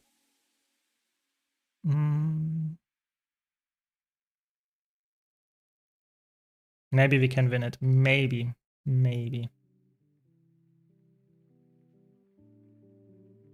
Okay, they will stealth now. I have to be so careful. I really cannot waste my Condi cleanse or anything here. Oh my god. Okay, at least we got them. You have to be so careful. I think I cannot stomp this because I might die to the pet. Okay, now they use the CC. No, okay. Yeah, I mean, that was a scary 1-on-1. They have so much Condi and CC spam that can be annoying. Not gonna lie, the loss were all, the Living World seasons were all 70% off due to the Summerfest, like last week. I bought all of them with gold. Yeah, I think it was insanely valuable. Like if you were there last week, the sales there were like giga crazy. Like especially for the in-game stuff, Living World season was insanely crazy good. Like for sure. I would say like, don't, like, if you want to get the expansions now, sure, buy it. But I think there will be, typically, if you get expansions specifically, they are like expansion sales happening essentially every 2 months nowadays. So if you can wait a bit, like during the sales, it's like at least 20% off. At least I would say the older expansions often go up to 40-50%. The newer expansions, the last time during Summer Game Fest was essentially the first time that we got Visions of Eternity on sale. I'm pretty sure that will not happen that soon again. But any other expansion, I think like typically every 2-3 months will go on sale again. But if you want to get Visions of Eternity, I guess like the best time to buy it was last weekend. Sadly, that is like not gonna happen very soon again. So I guess you just have to bite the sour apple and say, yeah, I will purchase at the normal price. It's still very much valuable, I would say, and worth it. But that's just my opinion. Yeah. The comment you just read was the follow-up on this one. Which class you could recommend making my first fractal carrier? Necro, Warrior, or Revenant? I think Necromancer is the best out of those, yeah. Sorry, Lucina. So, yeah, for sure. Necromancer is the best, yeah. I just came back to Guild Wars 2 from a long pause after 7 years, bought all the expansions, but I don't know where to start. I already... Oh my god. Okay, there are too many people here. Dead is not good. I'm so dead. Like, what? Okay, they are defending their camp. No, they are not defending their camp. They're actually baiting us to get the camp. Okay, interesting. I already did Heart of Thorns and Path of Fire, but I was aiming for a Legendary Armor. I would go for Soto then. Soto Legendary Armor is really good. Really easy to get. Just takes some time commitment. That's pretty much it. Heal Evoker and Fractals. It's arguable trolling, but I'm good at it, so it works. I wouldn't recommend it for high skill speedruns, but that's not what I do. I mean, that's okay, chat. You know, if you make it work and you fill your role, I mean, I think that's fine. I did it for the video as well that I did, like, when Visions of Eternity came out, so I think that's fine, for sure. Yeah. Any class works in Fractals, exactly. That is the takeaway, for sure. Any class works. Fractals are pretty easy, especially the normal modes, so don't sweat too much about it. Yeah. From a player that is coming back since 10 years ago, I got my Guild Wars 2 old account with Heart of Thorns expansion, but I can't buy the next Path of Fire alone. I have to buy the pack. Would you recommend to start again on Steam with the pack? Or is there any pack I can buy Path of Fire on my old account that's valuable, for example, with more expansions? So, sadly, currently we only have the Elder Dragon Saga pack, which gives you Heart of Thorns, Path of Fire, and End of Dragons, so the big 3 expansions. I would say this one is still valuable. I think it's like $50 if it's not on sale.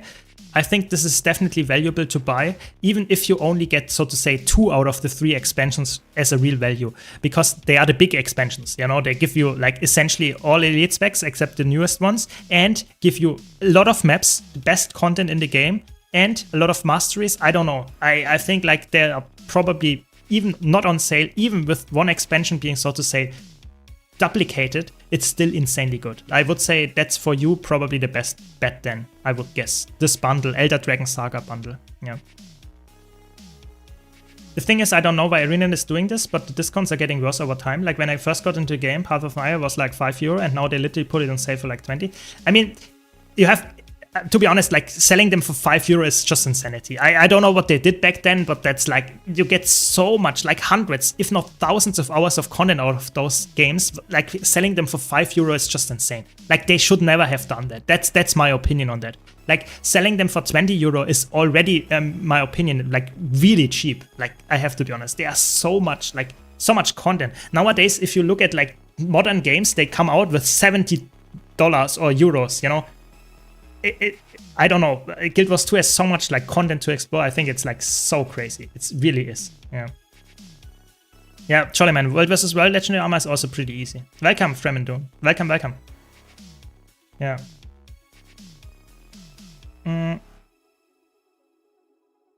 Some games are €70 and have like 20 hours of gameplay. Exactly, that's what I meant. That's what, you know, I'm not saying those are bad games, because you can enjoy those 20 hours and it can be worthwhile to purchase for you specifically. But if you think about it, that currently you might actually buy a coffee for €5 because of the inflation and how the world is currently like running at this point. And then you like buy for like 4 coffees, buy an expansion that gives you essentially like hundreds, if not thousands of hours of content of playtime for free after that. That's just insane to me. Like, I think it's always worth it. I would say €50 or whatever it is, the Elder Dragon Saga. If it's on sale, get that one. If it's like, I guess we can check, to be honest. Let's check. We have it here in chat. I want to know for myself. Yeah. But there are always like sales that are like really good. Like, give me a second.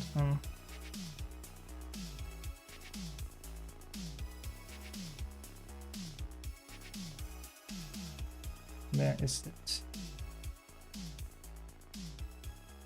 So, you should see it now.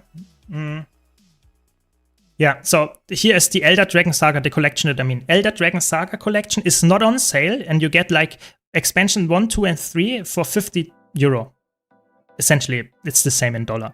So this is just, and you get the Living World seasons. It's pretty like, it's like insane amount of content, and it's, in my opinion, also the best amount of content, or the best quality of content that we have in Guild Wars 2. And this is not on sale. This is like normal price. It's really good. Like, highly recommend to buy that if you have like at least 2 expansions that you are not having in this bundle. Yeah, I think that's the thing to get. Exactly. Praise Choco. Yeah, exactly. Exactly.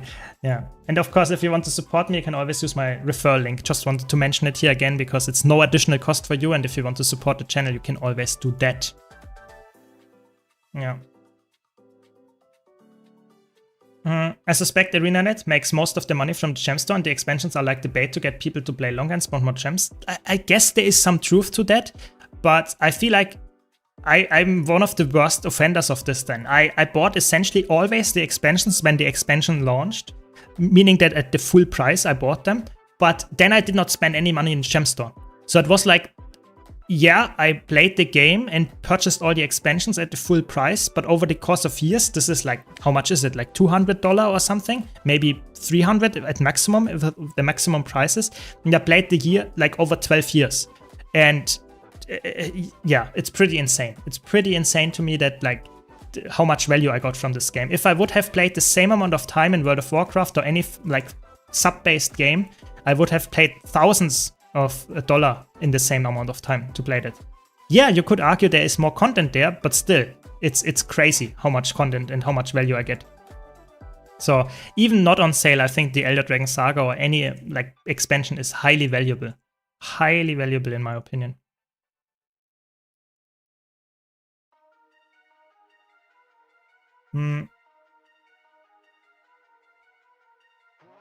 No, I'm not sure why you saw it yesterday on 99, but I think like 50 is the normal price. Because I did some research for a video a while ago, and it was 50 back then as well. I think it's not on sale. Like I said, we had on last weekend on Saturday, for example, we had a big sale happening, and there was like 40% off of those as well, on top of the normal like €50 only. So it was like really, really cheap back then. But yeah, I think even if you cannot wait for the sale, which we don't know when it will happen, but I guess pretty soon, then it's still insane value, I would say. Yeah. The complete collection is essentially giving you all of the, you know, there is like always the normal standard edition gives you the expansion, the in-game content, and then you have the deluxe edition and the ultimate edition, which essentially give you just some in-game rewards, like some kind of minis, some kind of like titles or something like that. But you don't get more content, you just get a little bit more like aesthetics. That's essentially it. Yeah. Yeah. And a good point there by Snowdrop, of course, like, yeah, you are right that ArenaNet makes probably a lot of money with how much people spend on gems instead of the, so to say, sub fee, or instead of buying the game, for sure. I think that's definitely a big point. But you can always use the currency exchange. And that's really important. So you can go no life and like farm 12 hours a day and get gold and spend it on gems and then purchase anything in the gem store. So you're never really incentivized to spend real money if you don't want to, which is, I would say, a big selling point of this game for people that are not willing to spend money on games, at least not for anything in the game itself. Yeah. Yeah, of course, Ruby, you can always join my guild. You just let me know your account name, and we can also invite you over the Discord if you want to be a part there. Just let me know. Yeah, account name of Guild Wars 2 is the only thing I need, and I can invite you into the guild. Next sale will probably be September, when they bring out the end of Visions of Eternity. I would say 2 things there. First of all, I think Visions of Eternity being on sale was very surprising last week. I think it will not come back that soon, because typically the latest expansion always takes at least like a couple of months after it finished until they actually sell it on sale. The other expansions, I don't know. It could be like in 2 weeks that there is another expansion sale. It could be in like a month. I think normal expansion sales happen every 1 to 2 months. So I think if the schedule is like happening in a couple of weeks, then it will just happen there again. So I would personally say Visions of Eternity, if you want to purchase it, probably need to wait multiple months. If you want to purchase any other expansion, probably a couple of weeks at most, I would guess. Yeah. Yeah. Okay, give me a second and I can invite you.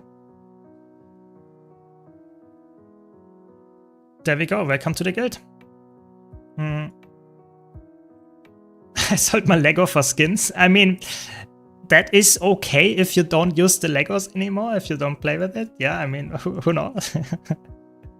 You know, I think everything is okay if it comes to like how you make your gold. I think I don't judge any people farming crazy in-game, farming legendaries and selling them. I don't judge people that spend real money. I think everyone has the different approach to it. Some people say I farm my gold like in real life, it's faster for me. I mean, I don't judge. I'm just saying that's everyone has different like possibilities. For me personally, I always chose the fun route and played stuff in game that I enjoyed and went from there and got my gold this way. But everyone is different. Yeah. Yeah. Exactly. Like I think there is like this interesting like dependency that you can convert gold into gems and you can convert gold into like gems into gold, and both ways are always happening. You don't see how many people do that all the time, but the gem prices or the gold prices changed all the time. So this is something that is very interesting to me that I would really like to know, which they will never tell us, how often, how much they, so to say, have to adjust the prices because there are like so many people doing like certain things and purchasing one or the other. That is actually very interesting to me. And I think you're right there. I think that's a big part of how they make money, not only the items in the gem store, but also like people just spending real money to get gold, to get legendaries or something, for sure. Yes, I will also invite you to check.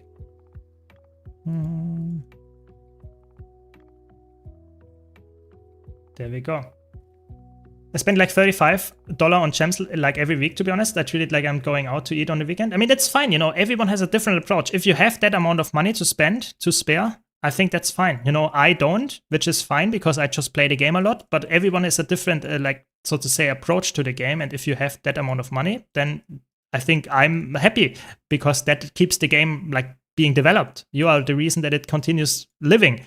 I'm not necessarily the reason for that because I don't spend my money on ArenaNet, so to say. Yeah, true. Yeah. Are Living World 2 to 5 stories very important for lore-wise, also quality-wise? I think the quality of 3 and 4 is pretty good. Lore-wise, I think it's more of the expansions that are more important, typically. Do not find runes of the Trapper on the market. You have to craft them yourself. If you don't have them, you can go for Nightmare runes or Undead runes. Those two are the best options. Be careful with Undead runes, though, because they give you toughness. Yeah. Yes, you can join the guild. Yes, yes, yes. It's for everybody. If you have any questions, you can always join the guild. Just let me know your guild was 2 account name and we can invite you. Yes. Yeah. Yeah, season 1 and 2 are pretty mediocre. Season 3 and 4 are pretty good, like lore-wise, and they're also giving you a lot of cool maps. So I would say, yeah, I'm pretty, would say, if you're into story, get season 3 and 4 with a really high value. That was close. First, because they are just giving a lot of good things. Season 2 is like, yeah, easy skip, I would say. Yeah. Yeah. There is definitely a lot of lore in the Living World, don't get me wrong. I'm just saying the expansion stories and especially like the newer expansion stories, they are pretty separate from it. So that means that you don't necessarily need to have played all the Living World seasons to understand what's actually happening in the Living World. Or the other way around. But I guess you're right. It's not like, if you are really deep into the lore, you should play all of this story. Probably also chronologically. It's just, they are, yeah, that's just how the game was developed over time. That's the sad answer to that. Yeah. Should I buy Guild Wars 1 and Guild Wars 2 to the campaign before Guild Wars 3? So I think they confirmed that the Hall of Monuments 2.0, so what you get unlocked for Guild Wars 3, will not use anything from Guild Wars 1. So Guild Wars 1 will be transferred into Guild Wars 2, and Guild Wars 2 achievements will be to some extent transformed into Guild Wars 3. There will not be any Guild Wars 1 to Guild Wars 3 conversion as far as I know. What is the purpose of having multiple of the same class? Just, you know, having more space, having more builds that you can equip at the same time, and having different looks, like different like races. Yeah, that's pretty much it. Yeah.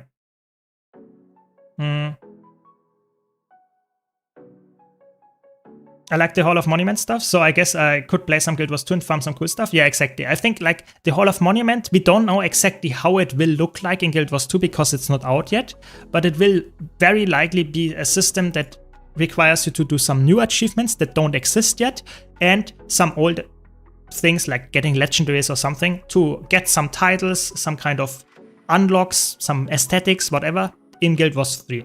No real like power. You know, you will only get aesthetic skins and stuff like that. You will not get like the best in slot gear by having a legendary in Guild Wars 2 in Guild Wars 3. That will not happen. So it's a nice way to incentivize new players and veterans alike to jump into Guild Wars 2 to play the game that is currently out. But it's not a way to, so to say, jumpstart your progression in Guild Wars 3. Yes, really want to stress that here. I wonder how they're gonna manage the Hall of Monuments if you want to play Guild Wars 3 on PS5. I play Guild Wars 2 on Steam, so I don't know how this is gonna work. I have no clue about it either. I think this cross-platform thing is a pretty new thing for Guild Wars franchise in general, so I'm not sure how much ArenaNet actually is willing to like adjust there in that regard. I could imagine that this Hall of Monuments thing is bound to your, so to say, account. Like, everyone has an ArenaNet account, and I think that Hall of Monuments will be bound to this. It doesn't matter if you play on Steam, on normal client, if you play on PS5, I think it will be bound to your ArenaNet account and not your Steam account or anything like that. That is my guess there, but obviously not confirmed yet. Yeah, I think the God Walking Amongst Mere Mortals title is a really cool title. I think it's a really good concept because it's a nice title that is nothing more or less than a title. So if you don't care about titles, it's not a big issue that you have not played Guild Wars 1. If you want the title, however, and want to be a god walking amongst mere mortals, then you will have to play Guild Wars 1, and I think that's a cool system. Yeah, I'm with you there. Do you think there will be a graphic update with the upcoming modernization? Yes. They pretty much confirmed they are looking at performance updates, so making the performance better of Guild Wars 2. And I think with that, they also said there will be some physical-based rendering coming to Guild Wars 2, which will also make the game hopefully look better. Yeah, for sure. That is happening. That's pretty much confirmed at this point. Yes. It's the Druid a good character? Because I barely see one. Druid is pretty good. It's not as flexible as some other classes, but it's a pretty fun character in my opinion, or class. So if you like the design of it, I would say it's definitely a good one. Yeah. It's confirmed that Guild Wars 1 Hall of Monuments doesn't carry over to Guild Wars 3. Yes, they confirmed it in one of the interviews. It will only be Guild Wars 2. Yeah, I think Hunter's correct. I think the graphics, I think they are not confirmed that they will change some graphics, but I think because of the improved like rendering, I would guess that there will also be some positives for the graphics. I'm not a developer, of course, so I'm not really deep into that matter, but I would guess that this is something that they actually are aware of, so that, for example, like the improvements of graphics for modernization is also always like something people are asking for. So I guess that is meant with like the physical based rendering improvements as well, but maybe it's just performance. Would take it then as well. Yeah, I think UI would be insanely good if they would make some updates to UI. I think that would be like giga good. Like UI updates in general would be awesome. I think like even customizable UI would be awesome on top of that. But I don't want to get my hopes up, you know. Typically ArenaNet is always like I would put the money where their word is, because if they say they change graphics or performance, then they change graphics and performance. They don't change UI, because then they would have said UI. So I'm pretty sure they will not change any stuff with the UI crazily, But who knows? Maybe I'm positively surprised when that happens. Yeah.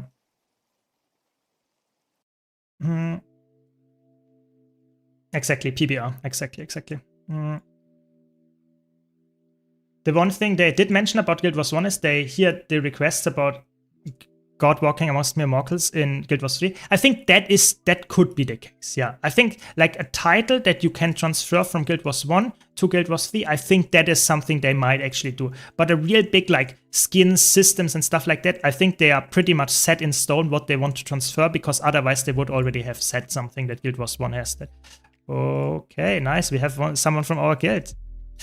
Might be not a fair 101 though, I'm sorry.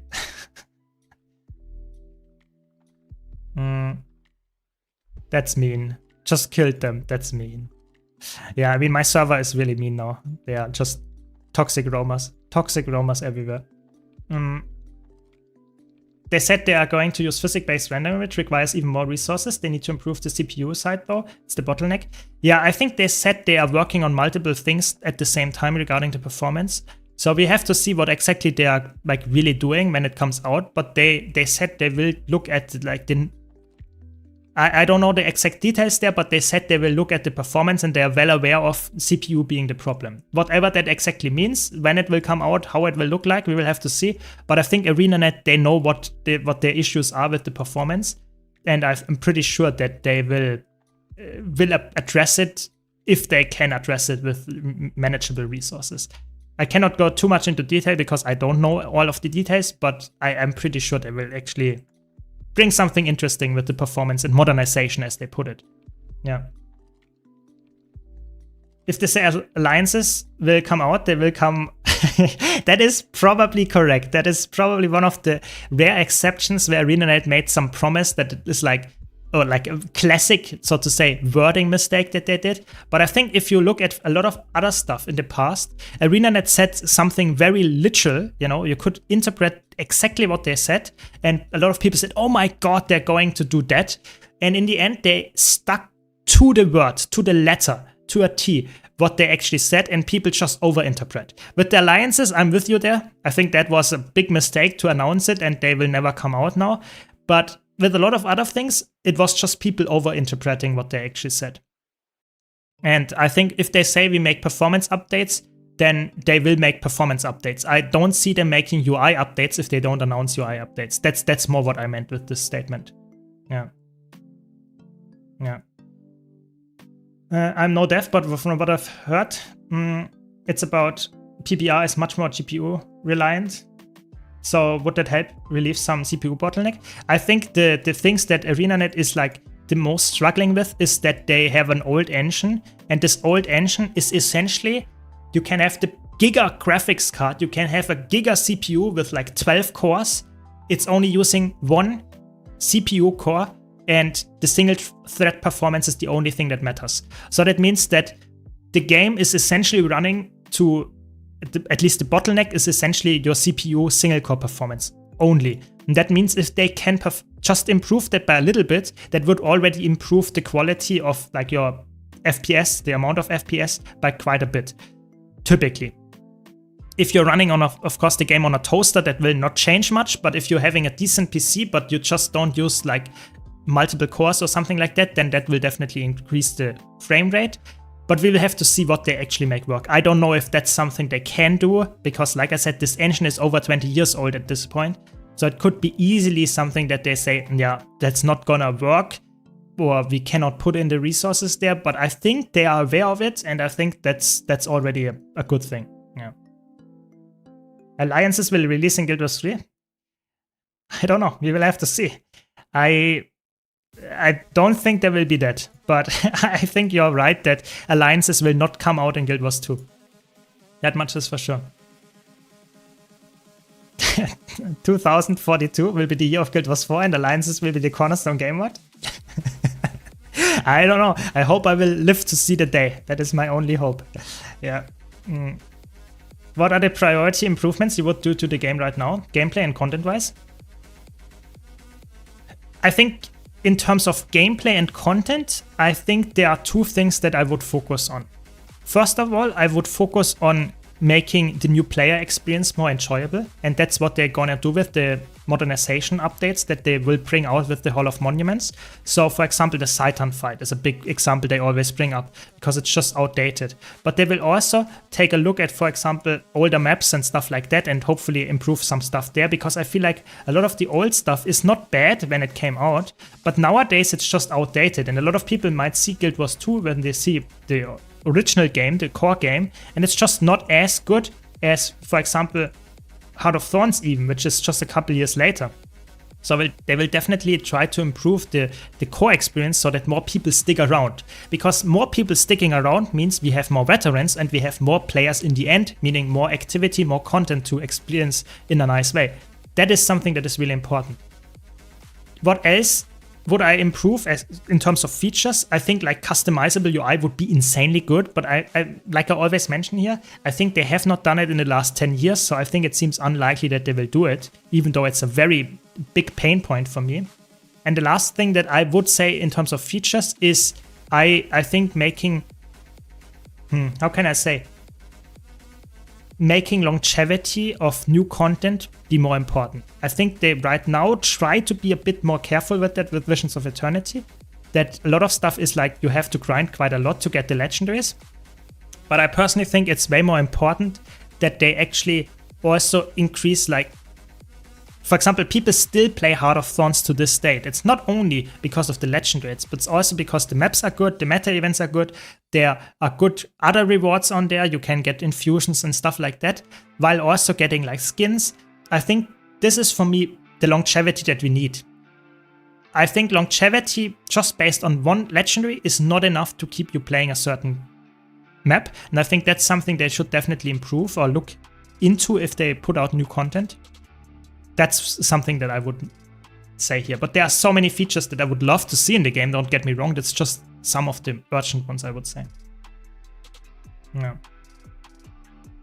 Do you open the chests instantly? So the chests that I get, I just right-click them, which is the #1 trick that new players don't know about. If you left-click them, you always get a pop-up window. If you right-click bouncy chests over your minimap, you will instantly get them into your inventory. So yes, I essentially open them instantly. Yeah.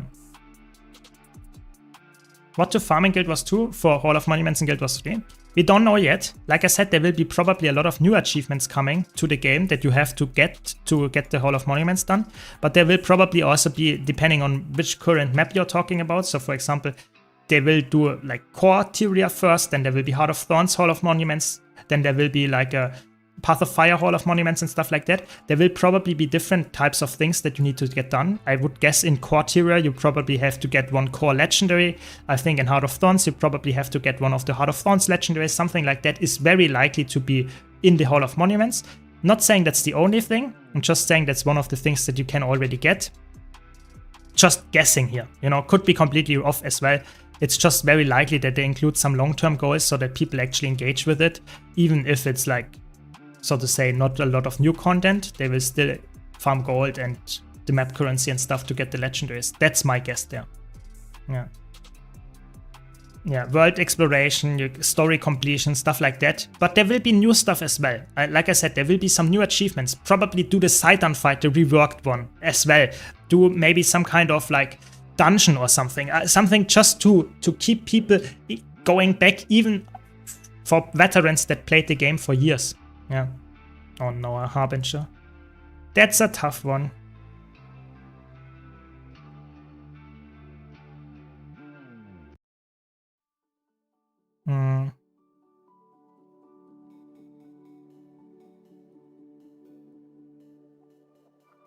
That's always such a tough matchup, I have to be honest. I'm not sure if I can win this.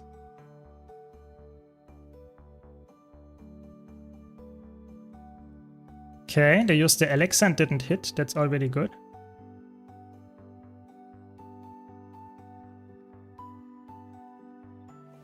Oh my god.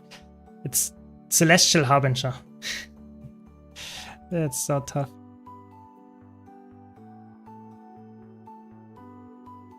I mean, we won. I tagged it.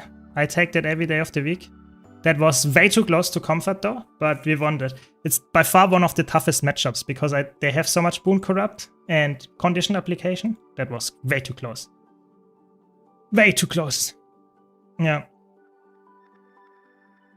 There will be some parts of the Hall of Monuments that will be retroactive for sure, but like I said, they want to have content for veterans as well, and therefore they will probably have some kind of things that you need to do again. They will probably have some raid achievements for Heart of Thorns coming out with it, and you will not instantly unlock everything, but you might have to do like, I don't know, Demos CM or whatever to complete a little bit of the Hall of Monuments as well. Yeah, that is my guess. But we will need more information until I can give you any for sure arguments there. What is the best thing?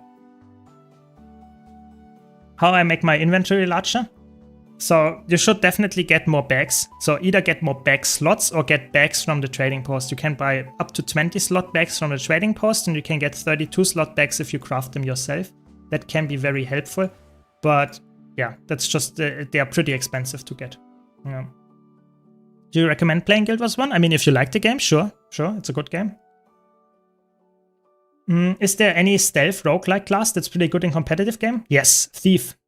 Thief is the one. Thief is the best one for that. It's exactly a rogue. It's assassin gameplay for sure.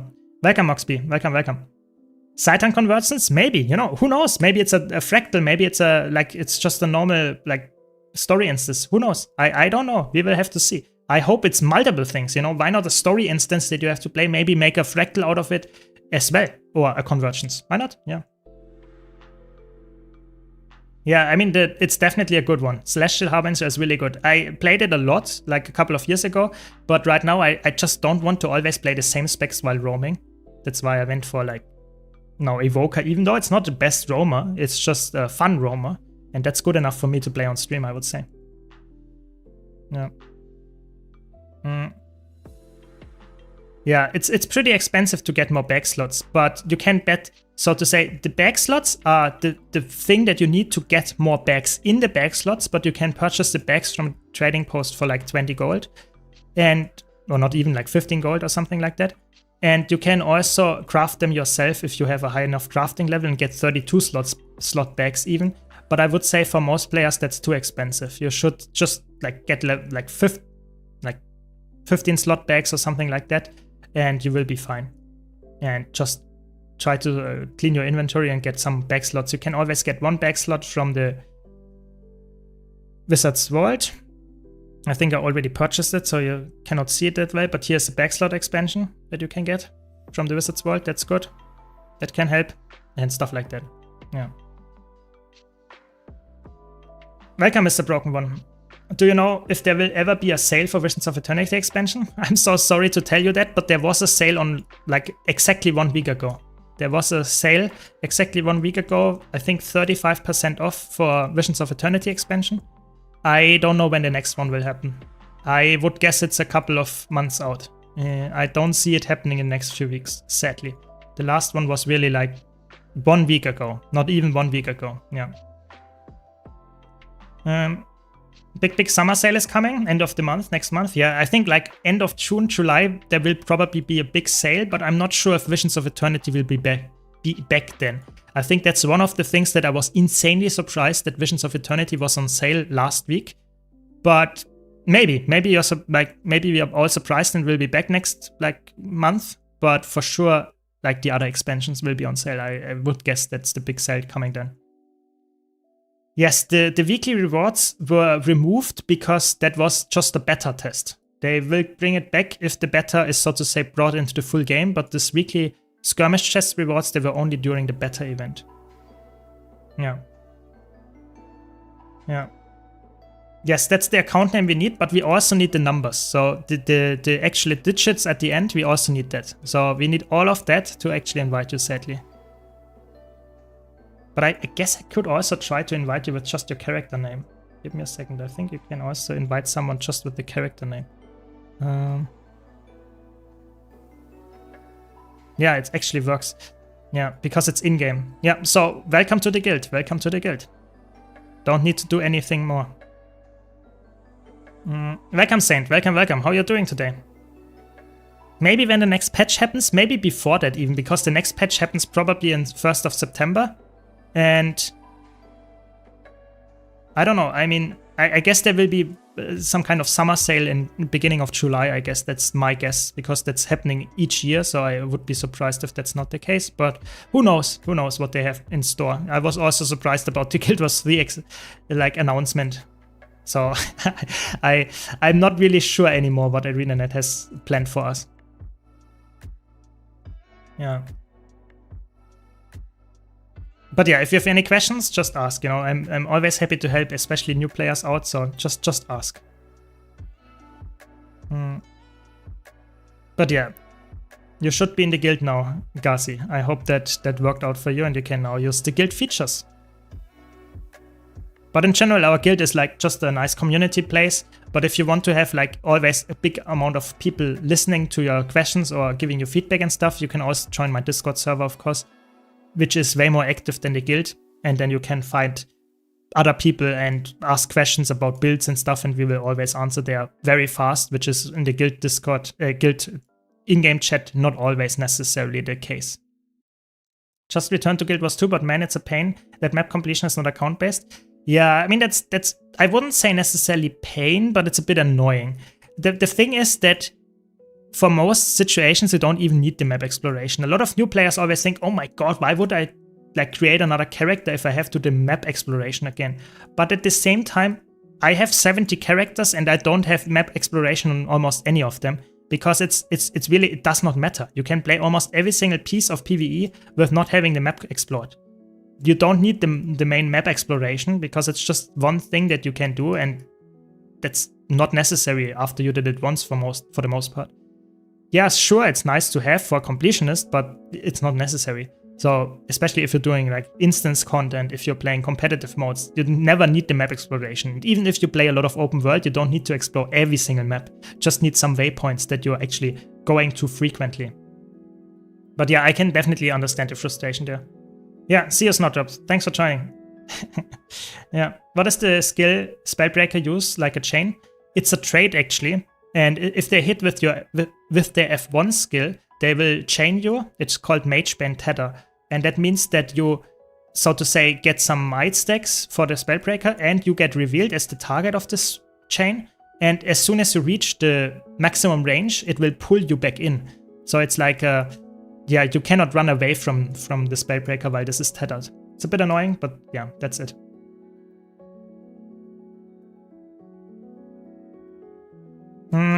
So you have to be in the guild channel to say hello in the guild. Let's see.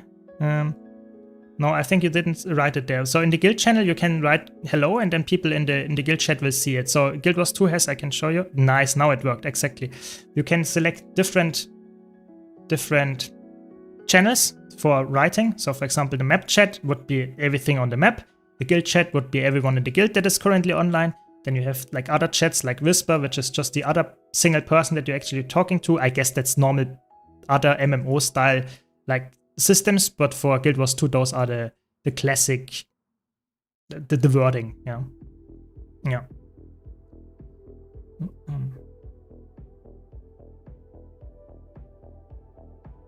Exactly.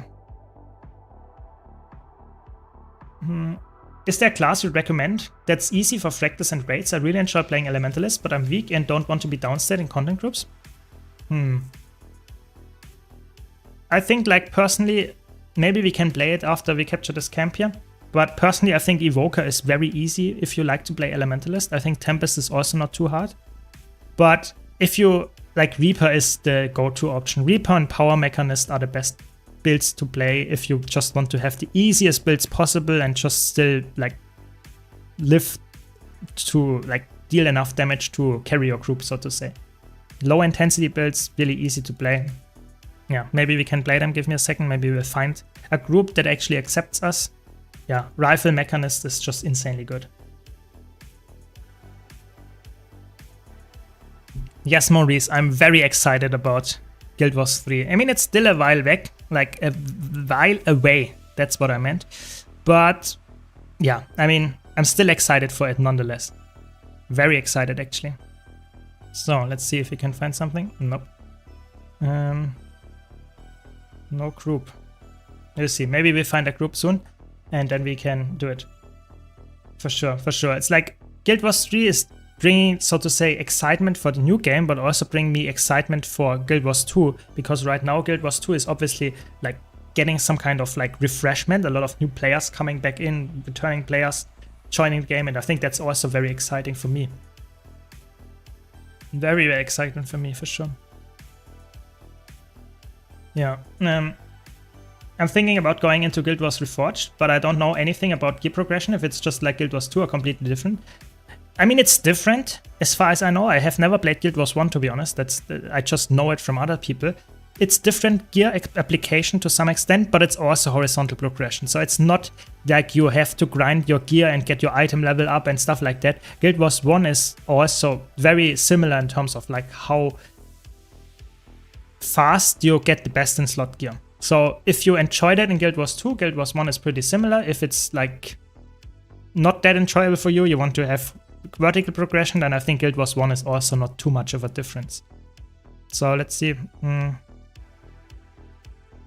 We can do maybe some fractals, I guess. And I didn't do a lot of fractals on like stream, so maybe we have to do some fractals on stream again.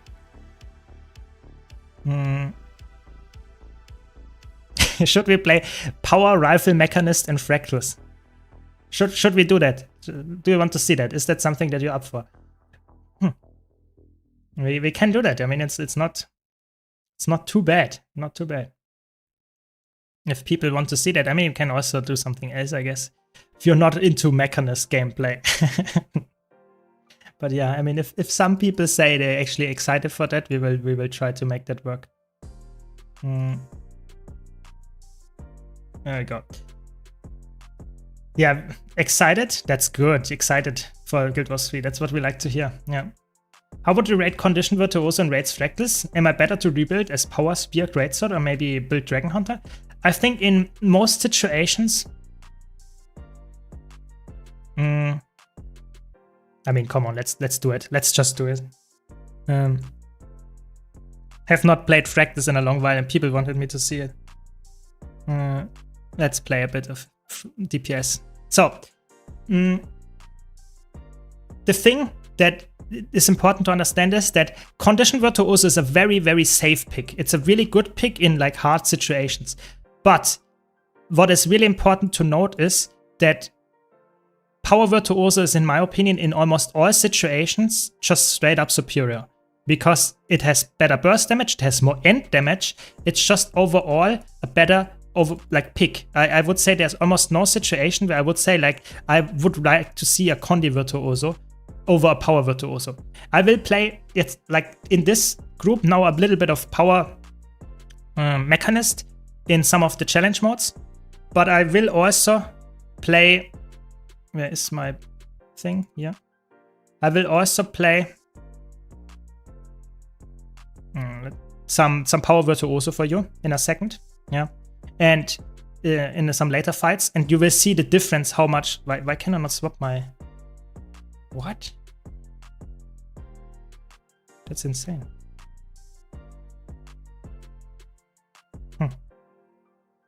Doesn't work. I mean, I need to be out of combat.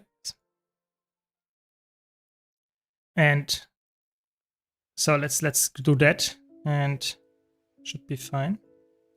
There we go, there we go.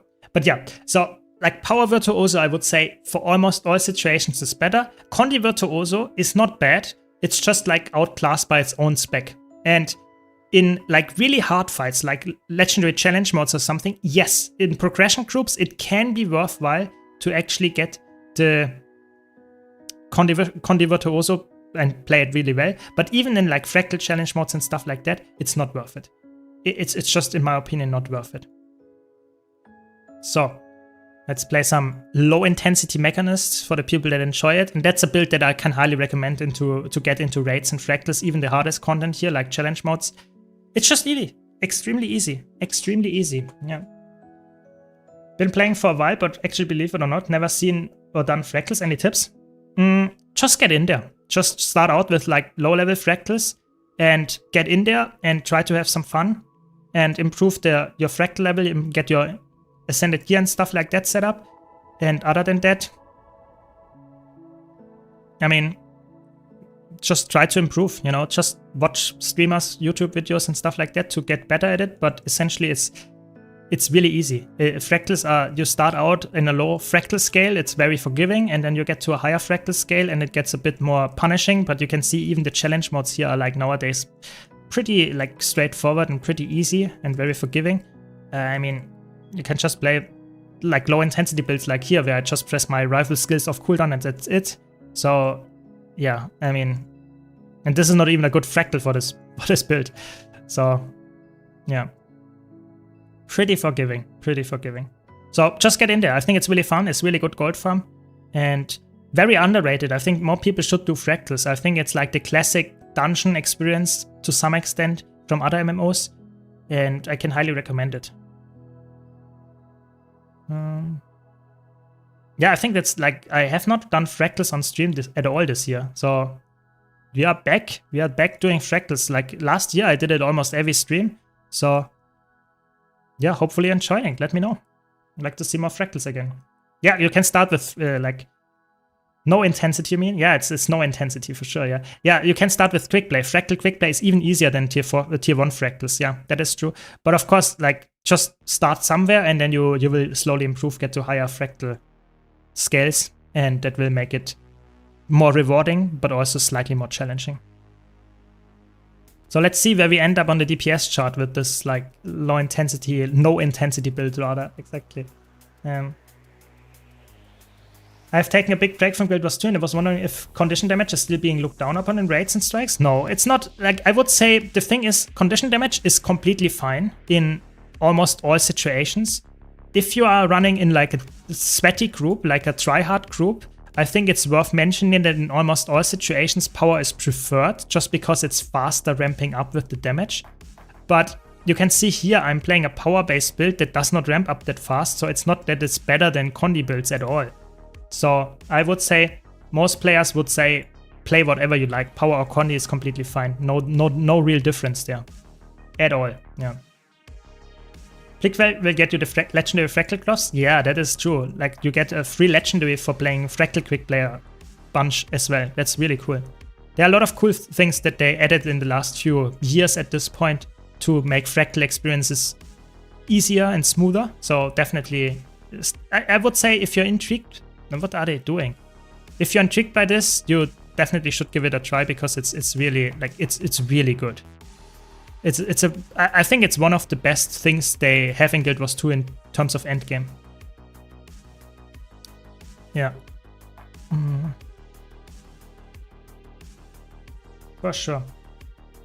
And it gives you the free easy legendary as well on top of that, which is obviously really like just really nice value. Getting a free legendary for doing stuff that you anyway wanted to learn. It's awesome. Awesome. Nice. We are top DPS, you know. That's what I want to see with the low intensity build in a challenge mode fractal. That's what I meant. You can play anything in fractals and be fine because it does not really matter, you know. you will be fine, you know. You will be fine. It's not hard content. It's fun content, but it's not hard. Yeah. Glad you love my videos, Sacking. Glad you live. Yeah, more to come, more to come. More to come, Sec, yes. There we go. First one done. What are the dailies? I didn't even like remember the dailies. So what is it? Like Molten Boss, Shadow Observatory, my train? Yeah, I mean, not bad, not bad. So what do we have next? 98 CM? I think we stay for this one. I want to show some Power Virtuoso later. So you see the difference. You know, this is now like, look at the, okay, pretty bad DPS graph, but you can see that like in like fights then that are like 100% to 0%. Are we going for 95? Okay, I guess the point that I'm making is that in fractals you want to have builds that spike like insanely hard in the beginning, like really high, and then drop off. You don't want to have like builds that are flatlining. So builds that are like a flat line, that's not necessarily that you want. So this is a build that works perfectly fine in fractals, will get you everything cleared and all. But at the same time, I would recommend to learn a build that has a really good burst profile, like a Power Virtuoso, Power Dragon Hunter, Power Soul Beast, if you want to go into like some sweaty endgame groups, because then the fights are just straight up faster and you can actually deliver a lot of damage, which is like, in my opinion, one of the most fun things about fractals is to try to optimize them and try to make them more efficient, try to be just faster for the same stuff that you do every day. That's something that I can recommend, but everyone is different, I guess. Not everybody likes it. Just started the game 1 month ago, but your videos and your guides, now me and my friends are doing T4 fractals. Nice, that's exactly what we want. Yeah, happy to hear that, happy to hear that. If you have any other questions, just let me know, or even ideas for videos, always up for that one as well. Which is the easier to play, Dragon Hunter or Virtuoso? I think Virtuoso is easier to play. Dragon Hunter is like quite forgiving when it comes to like surviving and stuff, but reaching the high benchmark numbers I think is way harder than on Virtuoso. I think Virtuoso is pretty straightforward, but Dragon Hunter is very like, has even more burst and power Virtuoso, but at the same time is, in my opinion, also harder to reach because it's like you need to perfectly align everything, you need to cancel some animations and stuff like that. That's not the easiest, and Power Virtuoso doesn't have those issues at all. But it's just like talking on really high level. For most players, it's exactly the same. Exactly the same. And they are really good, both of them. Yeah, sure, if you have any questions, just ask. I cannot promise you to know the answer to it, but I will try. I will try.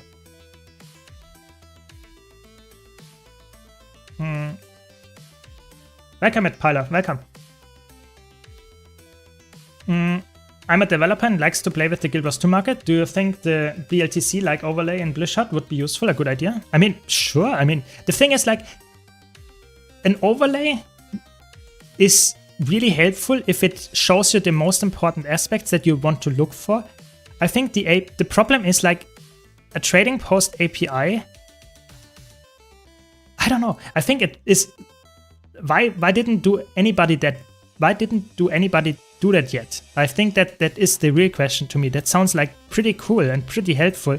So if that's not out there, Blizzard like overlay for the trading post, I would be like, I would use that. I think that sounds really cool.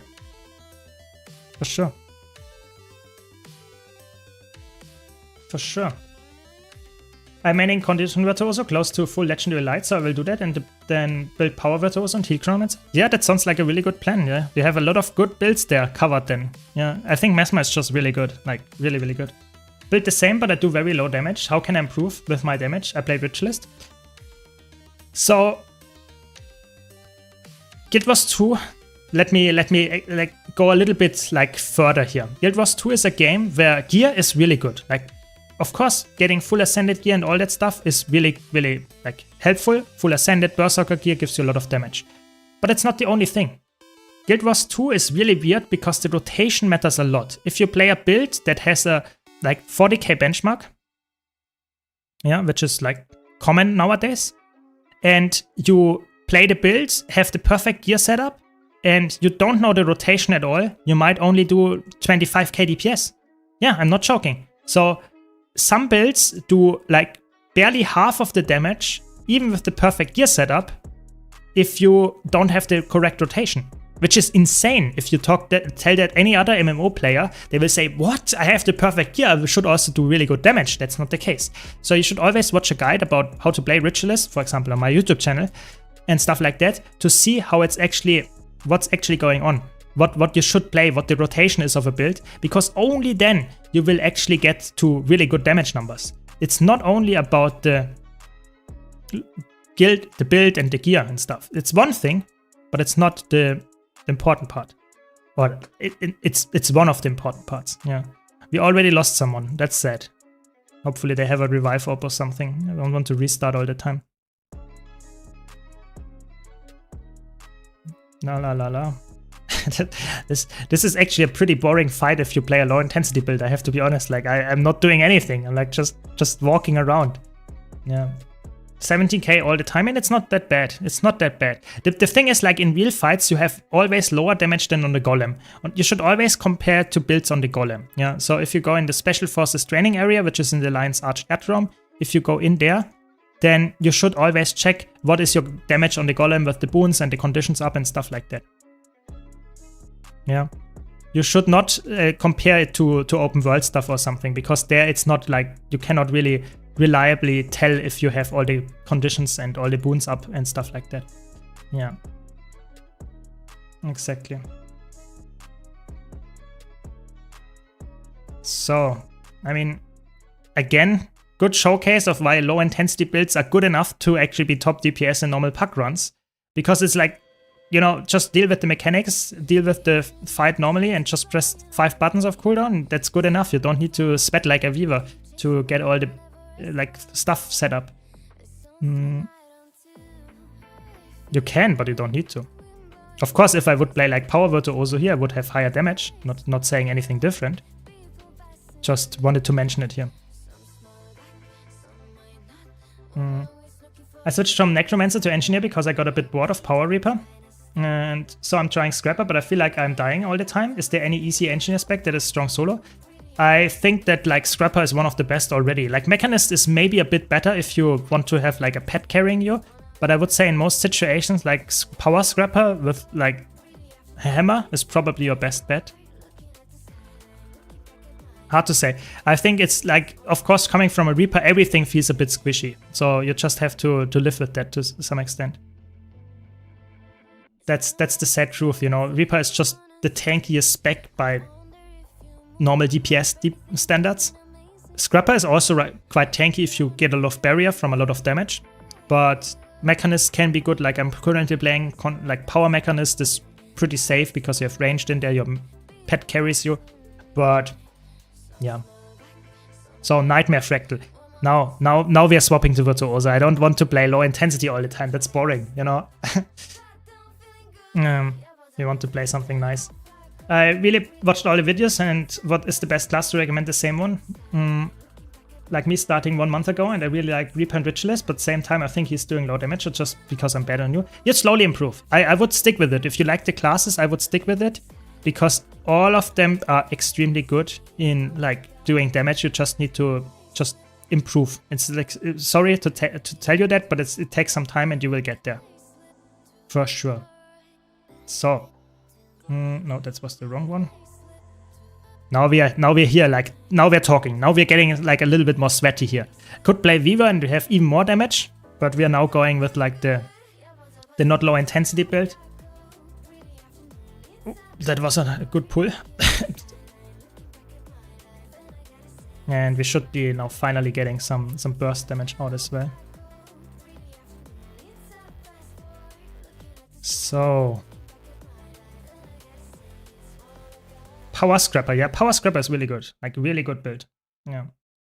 Yeah, and the mobility with the super speed, the quickness, it's just a really good build. Definitely one of the best ones to play as an engineer main, if you, especially for fractals, for example.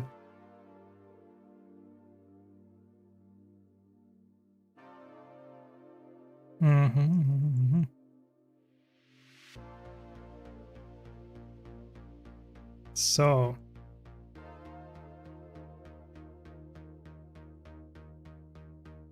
concentrating a bit for the burst damage.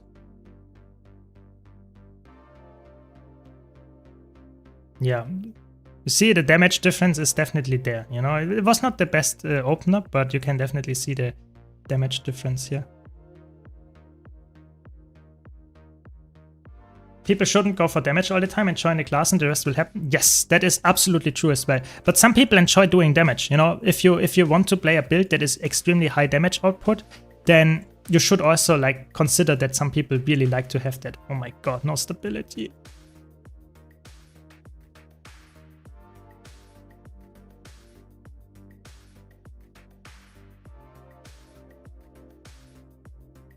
There we go.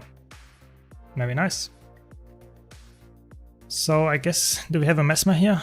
We have like so many pulls. I don't need to swap to focus here. Trust the teammates. Games aren't built to be sweaty 24/7. That is true. That's why I'm swapping to like builds all the time. Like playing low intensity builds, even though it's not optimal. And I could play other builds. Yeah, exactly. Maybe I'm swapping to a different DPS build next in the next fractal on top of that. You know, who knows? I think that's the beauty of like Guild Wars 2 or like in general like MMOs. You should play games to have fun. And if you enjoy a certain build, a certain thing, play it now. If you don't enjoy it, swap to something different. For sure. That is true. Just saying, some people like to have the top of the charts DPS builds, and then it's fine to play those as well. Power Scrapper or Power Amalgam? What would you prefer for raids and fractals? If you're specifically talking about fractals, I think Scrapper is better because of the super speed. I like it more. But if you... that was blocked. That is sad. If you like to have the higher damage, I think like Power Amalgam currently does more burst damage and more damage in general. So I would personally say it depends a bit on the situation. If the super speed is helpful from Scrapper, the super speed is better and Scrapper is better.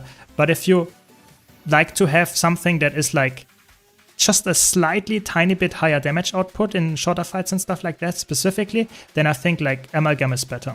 So I think it heavily depends. I cannot give you a clear answer to that. I'm really sorry. Yeah. That's just how it goes sometimes. You know, it's sometimes best at a certain situation, not best in general. Yeah. The reason Spear Virtuoso patch making Spear 4 less impactful doesn't it mean Dagger's Sword is just better overall now? I wouldn't say that it's necessarily better overall, but you're correct. It's definitely hurting it a bit. It's not as good as it was before, which is okay. You know, I think it's always better to have multiple weapon options that are good and not only have like Spear being always the best option. But I think it's still in most situations better because it has more burst damage. Or like you don't need the necessarily range, I would say. I think the numbers there are not too different. Like swapping to this trade instead of this one, yeah, you get a bit more ferocity, but it would have gotten a bit more ferocity, but I think it's not like changing the gameplay on the damage numbers like that much. Yeah. Yeah. Yeah, I mean, definitely. It's definitely like being top 3 DPS is always like exciting for sure. But you don't need to necessarily be. Like, you can also have fun by like playing in raids and having like a build that is fun to you, even though you're like 5th slot in the DPS charts. Can also be fun. Like, I had builds that I like was like just, I wouldn't say trolling, but I was like playing a build that was definitely not the best DPS build right now. I just wanted to play it, you know? Like, that is fine. I think no one will kick you or should kick you for anything like that. If they do, they are toxic. So, really important to note that. Yeah. Top DPS is the only goal? I mean, I'm not saying that's wrong, you know. If you like want to be sweaty and want to be top DPS, I think nothing wrong with that. I also like to do that myself, you know. It's just having some engagement in fights that you did for the 1000th time, for sure. But at the same time, it's not everybody is like that, and that's also okay. So. Very good. Nice pre-stack. You see, that's Fractal. Fractals in a nutshell. I missed a little bit of the pre-stack because they were too fast, but okay.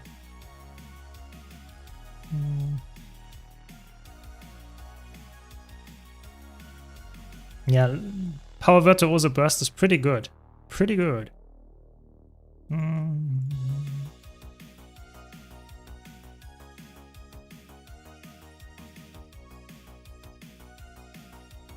Okay.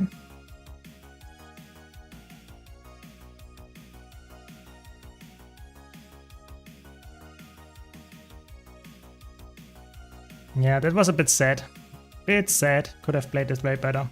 It's always a bit sad if your rotation does not align at all with the burst phases.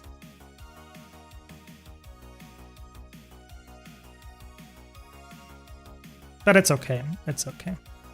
I'm really rusty, I have to be honest. I'm so rusty on power DPS in Fractals. I have not played Fractals in a long time. And if I did, I mostly played support. That's so crazy. You really notice the difference. But it's actually a quite decent group as well. So that's nice. That's nice. It's my 2nd month now and I'm doing tier 4 Fractals. Is that progression good? Yes, it is. It's pretty good progression for sure.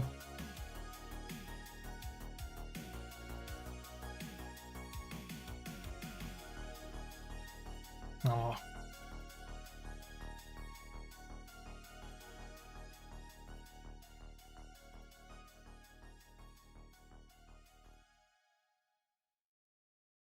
Doing some boon strip here. Maybe that's good enough.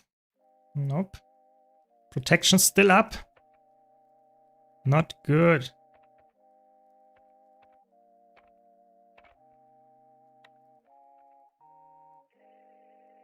Very nice.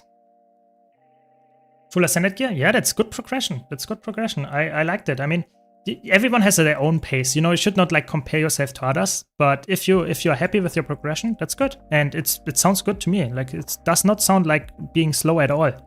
So that's what you like. And if you have fun, that's the most important aspect, for sure.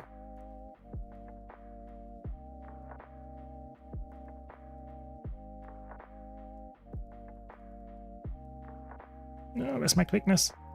Low.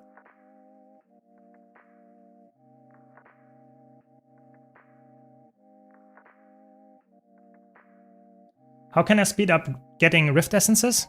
You cannot really speed it up. You should do like convergences, and after that, if you did the convergence, you get a small essence buff, so you can farm more Rift Essences after that. That is a way to do it, but in the end, it's just like being patient. That's the main aspect. If you're patient, farming like rifts, doing like convergences every day, that gives you the most amount of Rift Essences. There is no better way to get Rift Essences, really. Of course, get the motivations and stuff like that, but that's pretty much it. It takes a while. That's the whole idea. It's an open world. It's an easy legendary to get, but it's at the same time also a legendary that requires you to invest a lot of time into. Wait, I'm on the last survivor now. There's one more. Crazy. How many people died here? Like 3 people. Crazy. So now we get the final burst. Hopefully we this time land it. My god. The quickness. There we go.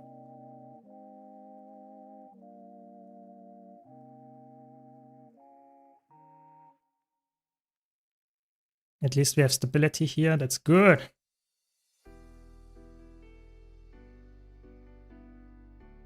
Nice. We did it. Good job. You see, that's Power Virtuoso. You know, Power Virtuoso is fun and all, but you have to concentrate more. If I would play Power Rival Mechanist here, I could read chat while doing the DPS. That's the difference. The beauty of Guild Wars 2, can enjoy the game and not rush. Exactly. Exactly. CM convergences, good point. CM convergences are great as well. CM convergences are actually probably the best way to get Rift Essences if you can do them, because they give you good gold on top of that. So it's just like win-win-win-win situation. Yeah. Which is obviously really helpful. Because you need gold for anything in Guild Wars 2 on top of that. In my experience, if you get all 8 CM convergences in weekly, you can skip rifting. Yes, you can definitely do that. Yeah, I think it's like rift hunting is like nice for very casual players, but if you get a little bit more sweaty and you want to get the absolute best, then it can be worthwhile to actually invest your time into learning the CM convergences. So let's see. Hopefully this time I actually get the rotation good and execute it decently well. Yeah, look at this, like 50k opener. That's pretty good for Mesmer. There are not that many Mesmer builds that can pull a 50k opener. So it's not hard to do at all. You just have to like follow like a couple of steps. Pretty good. How to do the CMs? So the CMs are like you have to activate them at the beginning of the convergence. And typically you don't go in with a public group, you want to go in with a squad. So it's a bit more organization, it's more like a raid with 50 players, essentially. It's a convergence CM. You have to activate the normal convergence, and then you can like say there is a button just for fractal challenge modes and stuff like that, where you specifically say, okay, we want to do the challenge modes. It's like just an interactable thing. Yeah. Welcome, No Name Ford. Welcome, welcome. Hope you're doing fine on this beautiful Saturday. Did someone else put down the portal? Not sure. Let me do it, I guess. Can't decide between Warrior or Necromancer for my main. What's the better choice? I like support in meta events and stuff. I would say then Warrior is good with Paragon. Yeah, those are really, like, Paragons are really underrated in open world and stuff like that. So if you're into that, that's probably even better than Necromancer. But you can also play Ritualist, which is also pretty supportive at baseline and can be really good. But I would go probably for Warrior with Paragon.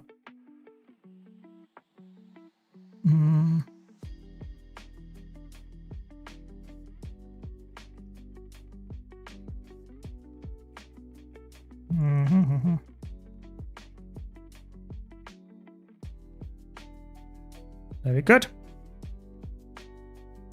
Look up Convergence Corporation. They have a website on the Discord. You can find schedules for groups that do them weekly, both on NA and AU, and get pings when they're forming. Yeah, that's amazing. I really like this like part of the community where you have like really dedicated players going for dedicated parts of the game. I think that's really cool. Yeah, good point. Thanks for bringing up Still a Lurker. Yeah, it's nice that you have the very telling name. So I guessed it. Welcome that you're right now. Very good. So if you want to open the convergences privately, yes, you need this specific, how is it called? Like this thing that you get once per week. Let me check. You can get that once per week from the convergence. Unstable Rift Motivation. That's how it's called. Yeah. In the end, you can buy it from a trading post or you can use it yourself, but it's just one single player that needs to have that. It's like typically the commander uses this and all the other 49 players essentially can join for free. So keep that in mind. Yeah. Yep.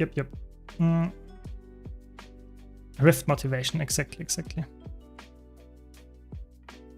Why is no one playing Scourge anymore? The thing is with Scourge, you know, support Scourge is good and all. It's not a bad support by any means. It's just oftentimes there are better options to some extent in tryhard groups and in pack groups where it was really good once with like being able to revive people all the time and like teleport down allies and stuff like that. That is something that is just straight up not necessary a lot of times anymore because it doesn't work that well anymore to begin with. And you just, if Scourge is nerfed that much that you cannot teleport down allies that well anymore, that means that in most situations, it's just like playing Troubadour, playing Paragon, playing Luminary, they're just better than support Scourge. Talking about DPS Scourge specifically, it's a very safe build. It's even safer to some extent than Conditioned Virtuoso.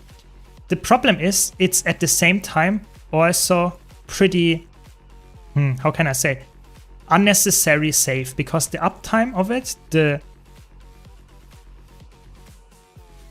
ramp up time, that's what I meant. The ramp up time of it is pretty like horrible. You need so long that the fights are over before anything like your damage is actually getting anywhere. I think like Scourge is like fun and all, good and all, but it's just like outclassed by almost every other class when it comes to raw numbers. Yeah. And it's really good in World vs. World, for example, still to this day. It was always a really good one. But at the same time, I think like in PvE, play it if you like it. That goes for all builds, of course. But I think for a lot of situations, it's just straight up not necessary. Like playing like Power Reaper, playing like Power Ritualist, it's just in a lot of cases just straight up the superior option. Even though Scourge is the safer option, it's just not necessary. Yeah, hope that makes sense. Are the mechanics different in the challenge modes? In Convergences, the mechanics are exactly the same as far as I remember. It's just that they are a bit more punishing, as usual for challenge modes. A bit more punishing, which is obviously for some players also a new mechanic, because normally you ignore some of the mechanics that you should not do in challenge modes. I think like overall, I think challenge mode Convergences is one of the best open world content they've ever done, because it's at least the Soto ones, I think they're pretty cool, pretty nice and unique. But it's not for everybody. It's not the normal casual stuff that you would expect from other like open world legendaries like the Rift Hunting and stuff like that. Yeah. Scourge's only advantage compared to most other healers is very good hybrid option. That is true. It's really good Celestial. That is a good point. It has like 23k DPS or something, which is insanely high. Yeah. There are not that many DPS builds or like healer builds that can reach those high DPS numbers. Oh my god. As a support as well, like offensive support that is, yeah. I was on a tier 3 on this boss and we couldn't beat it. I mean, it's obviously you need to like know the mechanics. This is obviously a bit of a better group because, you know, we are going for challenge modes and stuff like that.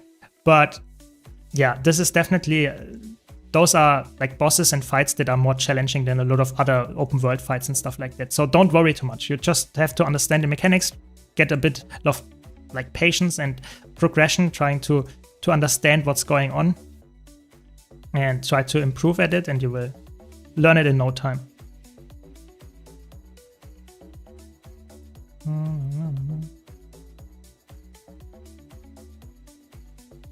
It's always sad if your DPS is low because you actually have to deal with the mechanics, you know, classic DPS monkey. I hate mechanics. I cannot do my damage. Yeah, the blue Norn guy is pretty... Yeah, it's pretty... I wouldn't say challenging, but for a new player, there are a lot of mechanics to take care of. In general, this fractal is probably the most mechanically heavy fractal out there. Or like, there are so many things happening. There's so much visual clutter going on. Yeah, it's definitely not the easiest to learn. For sure. It's me again. Oh my god. Why is it always me? I mean, I had like a run with like... What did I just do? I jumped, but it didn't work. It's fine. I don't have to do the mechanic then, you know, like next level. Next level thing. Oh, I still have to do the mechanic. That's crazy. I thought I was dodging the mechanic that way. That's fine. No reflect apparently. That's fine as well.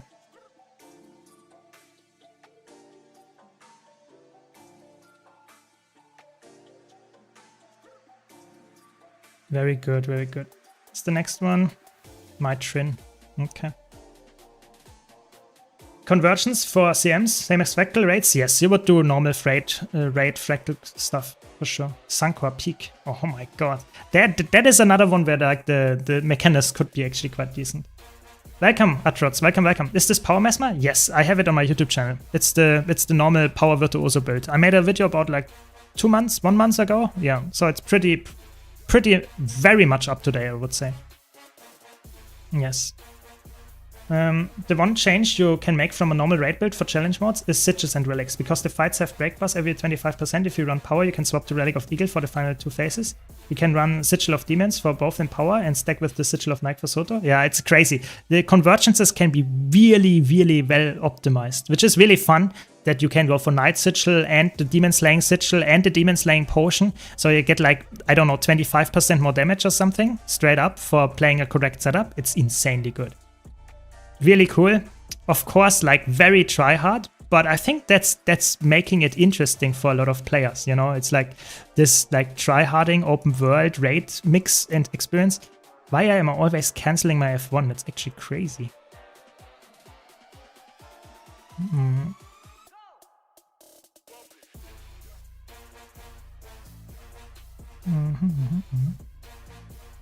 Very good.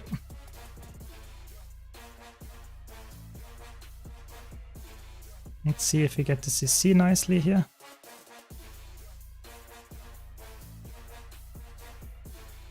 It did. Very good. So, Portal as well. Yeah, nice group. I mean, you can see, like, Fractals, if you have a decent group, very smooth, very smooth. Sadly, I cannot, like, talk as much as I can if I just play low-intensity mech, but I mean, cannot do everything at once. Welcome, Water. Welcome, welcome. I really like the big battles, so this will be up my alley. I switch off a bit, usually, because it's easy. Yeah, I think that's if you find enough people to play them with, I think I did them a lot to grind my legendary armor, because it's just one of the best, if not the best way to farm the Rift Essences in general, because you gold, you get like every single piece of that you need for the legendaries, like gold, Rift Essences, like even like karma and experiences in there. So it's like just everything you wanted in one place, which is awesome, of course. Yeah, I think it's really cool. I think more people should do it. Maybe we should organize it on stream as well at some point to see if we have to see if that's what people want. But I think if there is already an existing community, I mean, even better. I had some dudes reach 70k DPS in convergences for all the specific sigils and relics. Yeah, it's pretty insane that you have like those crazy optimized builds and stuff that can, like with sigils, with the consumables, with like stacking sigils even on your weapons if you wanted to, if you're playing, for example, like Elementalist or Engineer. That's pretty crazy. And I think that's really cool. I think that makes it interesting. I know some like casual players don't like this kind of optimization, but I personally think it's really cool. If you want to do it, you can do it. And that makes the CM conversions a really fun place to grind and to try to, that's an interesting portal here, to just try to get the best out of both worlds, get good gold and still have a fun experience. I think that's cool. Yeah. So, last phase, and then I have to remember to swap. That's the important part. I have to remember to swap my utility skill. Oh my god. Bit sleepy today. It's a bit sad actually. A bit sad. I'm like my attacks, I'm pressing them in the wrong order. Can you imagine? Not executing the rotation perfectly. Really, really sad.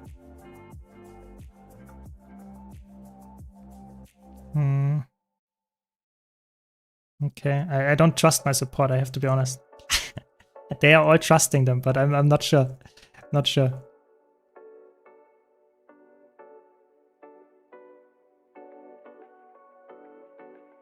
Okay. So now I have to swap to feedback to get instantly top DPS if I equip feedback here. That's the beauty of being a Mesmer, just equipping feedback and using it at correct time here is enough. Should we go for more CC or should we trust our people? You know, read for DPS, what do you think? Probably should go for CC here. Yeah, just better safe than sorry. I just, you know, pack groups. Better safe than sorry.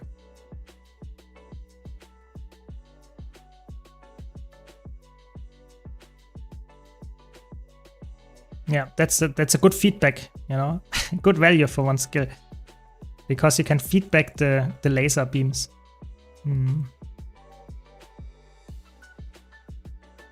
So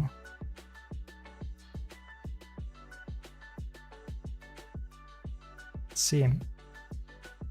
CC, okay.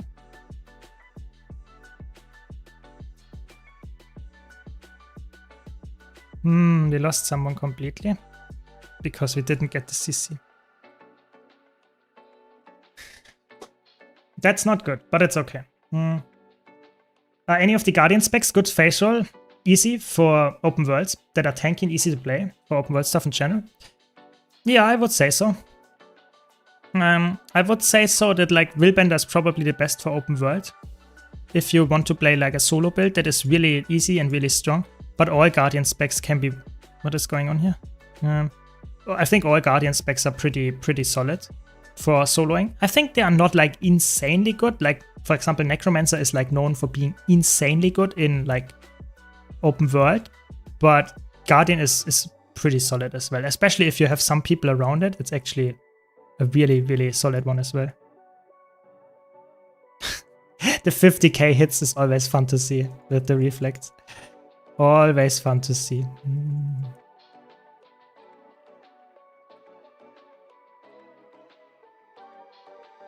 So, this time I'm ready.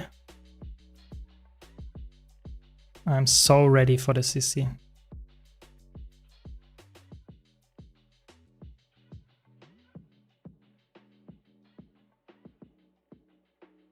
Okay, we need another CC. Let's see if someone does it. Okay, they did it. Very good. Yeah, looking good. I'm not sure if I should have gone for more or if my party is good enough to clear that here without it. We will see. Better safe than sorry, I always say in pack groups, you never can trust them. Or you should not trust them at least.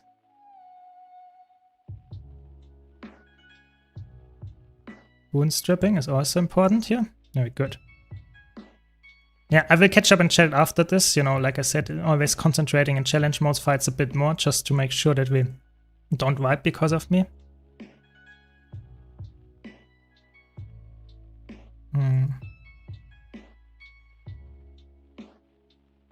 Yeah, I think it was good that I brought more actually.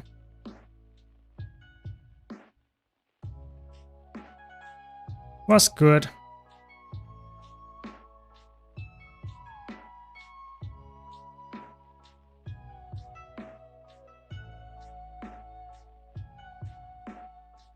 Nice.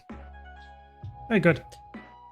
Can Willbender do all the boons on themselves? Yes, they can. They can do that solo. Which is obviously really cool that you can do that solo, because it's like, yeah, I mean, obviously not everybody needs, you don't need to play Willbender if you don't like it, because all Guardian specs can be decent solo and stuff, but Willbender is probably the easiest and like safest when it comes to all boons and stuff like that, yeah.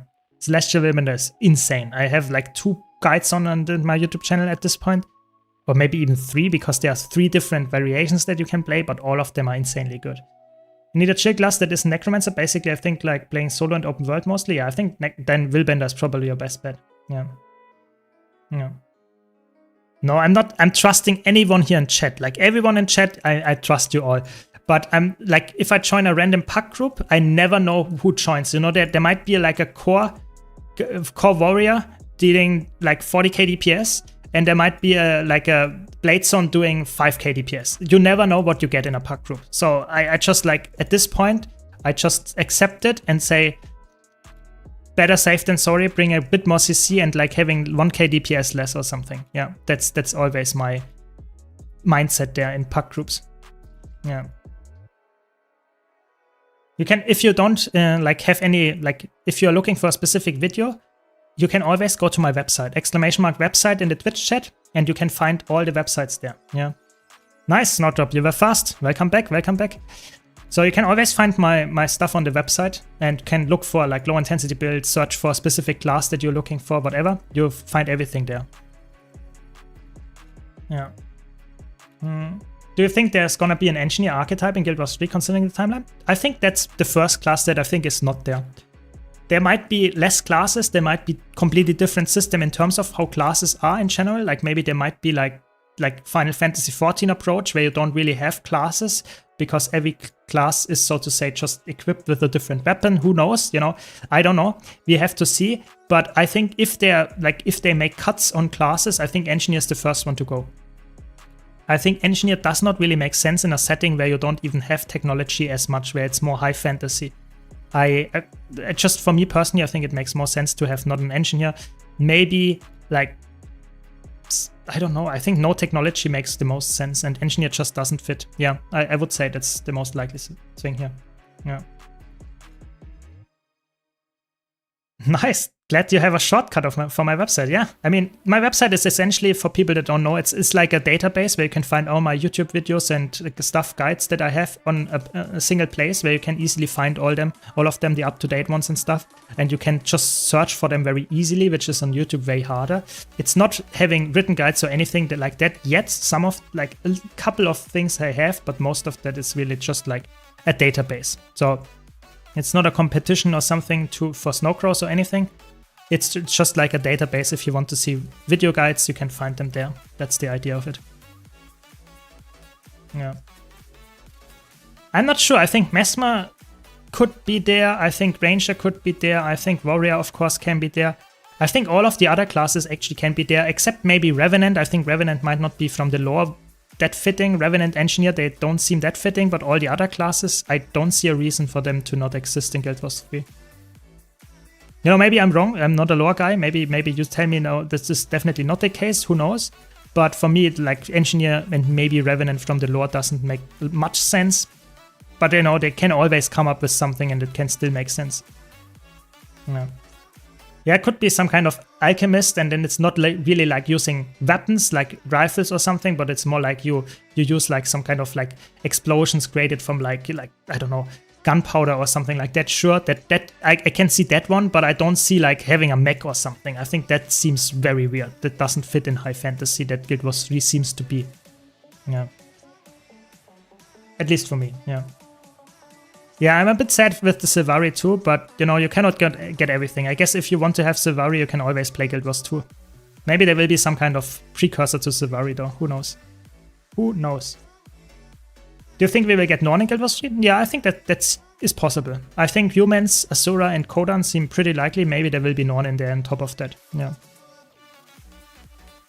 Revenant adjacent is very likely. I think there's going to be a lot of mist magic. Yeah, maybe, but not necessarily Revenant, because the first Revenant wasn't that right Ridlock. So from the story, it does not make sense to have exactly Revenant, but some kind of like mist mage, maybe. Yeah, who knows? Yeah, I could see that, and I think it's nice to like have some other classes, some new classes as well. There could even be like some dervish action going on. Some people really wanted to have that. I could definitely see that here, definitely way more than in Guild Wars 2. Yeah. In which order should I do my legendaries? I have 2 early veterans. I'm learning what to do next. I mean, I have a full video about that topic, but I think everyone is different. I would say armor is pretty good to get as well. Like, weapons is nice and all, but I think armor is pretty much more important than anything else for most players. I would get armor as well. Yeah. Is it worth it to try and learn a new class with a high benchmark, or use an easier class with a simple 10-button rotation with 7k less DPS? I would say for most players, it's more important to have a class that is easy to execute, and then you will have in real fights better damage. But for some sweaty people, it can be worthwhile to learn the full class as well, and crazy like high benchmark numbers as well. But like I said, for most players, I would say the second option is better. I really hope we get actual conflict in Guild Wars 3. I want to bash char heads in again. I'm not sure about the char, but I think you might be correct that there will be some pretty... I think it will not be as like, oh my god, there is a dragon that like completely destroys the whole world.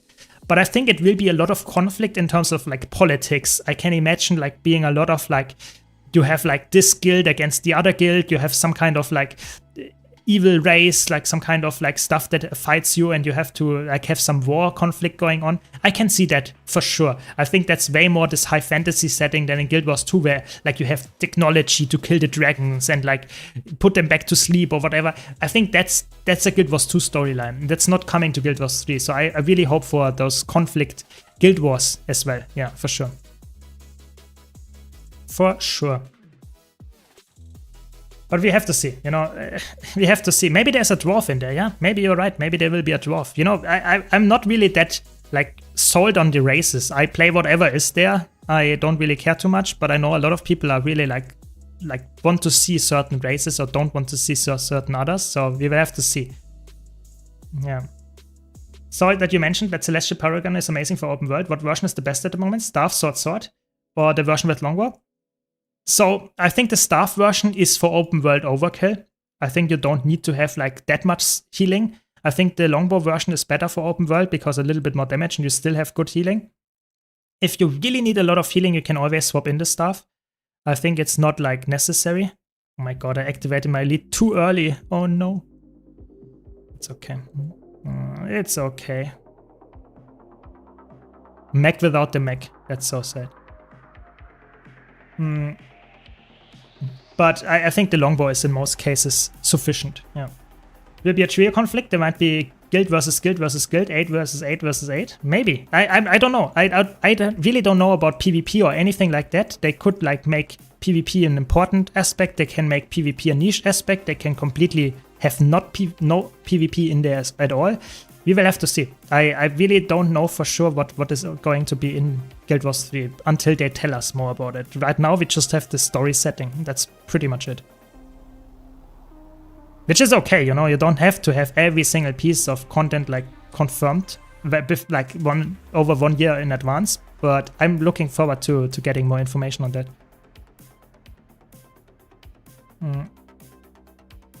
Really hope they bring back alliance battles from Guild Wars 1, 12 versus 12, would lend itself to the supposed 4v4 setting. Maybe. I think they can do so much when it comes to the PvP settings. I think it's just important that you understand, I think it's not like the main focus of the game. I would be very, very surprised if the main focus of the game is around this. I can not really see that. I think it's more of like the hub instance-based open world, maybe exploration in a 4-person's party, and not like 12 versus 12 PvP is the be-all and end-all. I don't see that really. I'm not sure if I don't want to be a doomer or anything and say there will be no PvP. I'm just saying they have not confirmed anything, so it could be without any PvP. Yeah. Yeah. That is the important part to mention. We have to wait until they announce more stuff. Yeah. World versus World will be still a Guild Wars 2 thing. Yeah, I think World versus World, like the really big 50 versus 50, like even like higher numbers than that, I don't see that at all in Guild Wars 3. I think they really talk about the small band of adventurers. That sounds for me like maybe you have some small scale PvP, but the big large scale PvP, I really don't see that. Like, I don't know. It's maybe I'm just like pessimistic there and they just have not told us a lot about the features, but it doesn't really seem like fitting to me. You can see here, by the way, I'm playing a DPS build, low intensity build with like a flat line DPS, and you can see how bad it is in like getting the DPS numbers high early. If I play like a bursty build here, I will be top DPS. Now I'm lower than the alacrity DPS. So that is, just keep that in mind, yeah? That like you can play any build in Fractals, but if you want to be the top of the charts, you should play a bursty build and not like some kind of slow ramp up or like flatlining build. So keep that in mind. Keep that in mind. I'm fine with arena and stuff, but no PvP would be sad. Yeah, I think like not any PvP is for me less likely than having a little bit of PvP. I'm just saying it will be not the main focus. That is pretty much guaranteed. I would be very surprised if that would be the main endgame again. Yeah. I would be very surprised for that.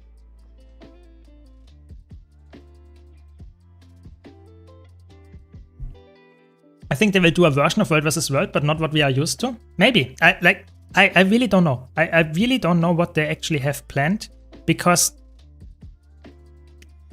I don't want to be the guy that says that, but for me personally, the trailer is nice and all, but there is nothing about the features in there. We can draw some conclusions about the features from, for example, the, how's it called? Like the Steam page and the Guild Wars 3 website. But from the features, it's so hard. It really is extremely hard to actually understand what are the features that are the selling points of the game. I really don't know it yet. And that is for me the selling point of the game, or the downfall of the game. So we will have to see what they actually have planned until they announce it. Yeah, so we don't know what it is until then. I will not get into World vs. World as a newbie to grind some reward tracks for legendaries. Any tips or recommendations for what spec to play? Play the one that you like the most, or that you're the most comfortable with, and just find a build that is like suitable for Zerg. Yeah, I would say like Zerg gameplay is the most like rewarding in general in World vs. World, and any build that is somewhat decent in a Zerg, in a big large scale 50-person group, is probably good enough. Yeah, I think it does not really matter which one you pick. Choose the class that you like. Yeah.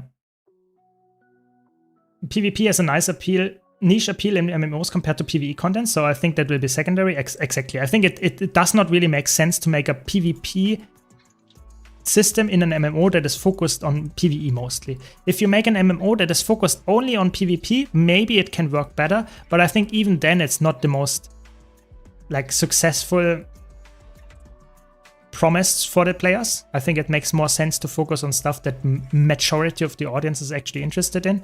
I think putting a lot of development effort, like you can see with Guild Wars 2, in competitive modes is nice and all, but you have so little amounts of players actually playing PvP right now that it's just a waste of development time to put insane amount of time into that, even though it's good and I play it every day. Just saying it does not make much sense to expect that to be the case or different for Guild Wars 3. Yeah. Guild Wars 2 PvP broken? No, I'm actually like, I think it makes the biggest selling point here is for Guild Wars 2 is that Guild Wars 2 already has good World versus World and PvP. So why would you make a game that is focused on, again, those same game modes if you already have good ones in like PvP and World versus World in Guild Wars 2? So I think like Guild Wars 3 will be a completely different game, and that's why I think it's less likely to have those game modes exactly the way they are here. Maybe 4 versus 4, or like maybe even 10 versus 10 in like Guild Wars style, 10 versus 10 versus 10. I can see that in Guild Wars 3 as like some kind of side activity, but not as an endgame focus, or at least not the main endgame focus. Yeah, that's my prediction there.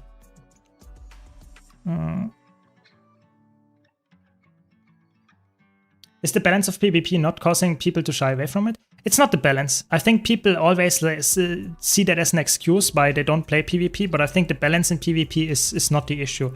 It's more about that people that the population in Guild Wars 2's PvP is a little bit low, and that is probably already putting it like very mildly.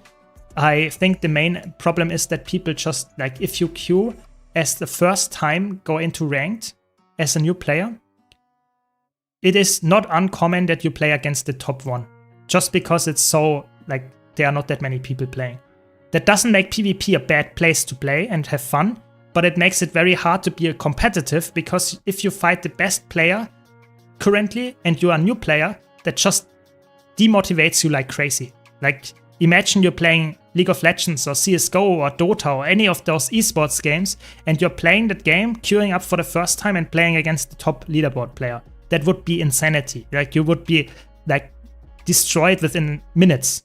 And the same is true for Guild Wars 2, and I think that's just not fun for any of those parties. And that's why PvP in Guild Wars 2 is so unpopular. It's not because it's not fun, it's just because the population is very low.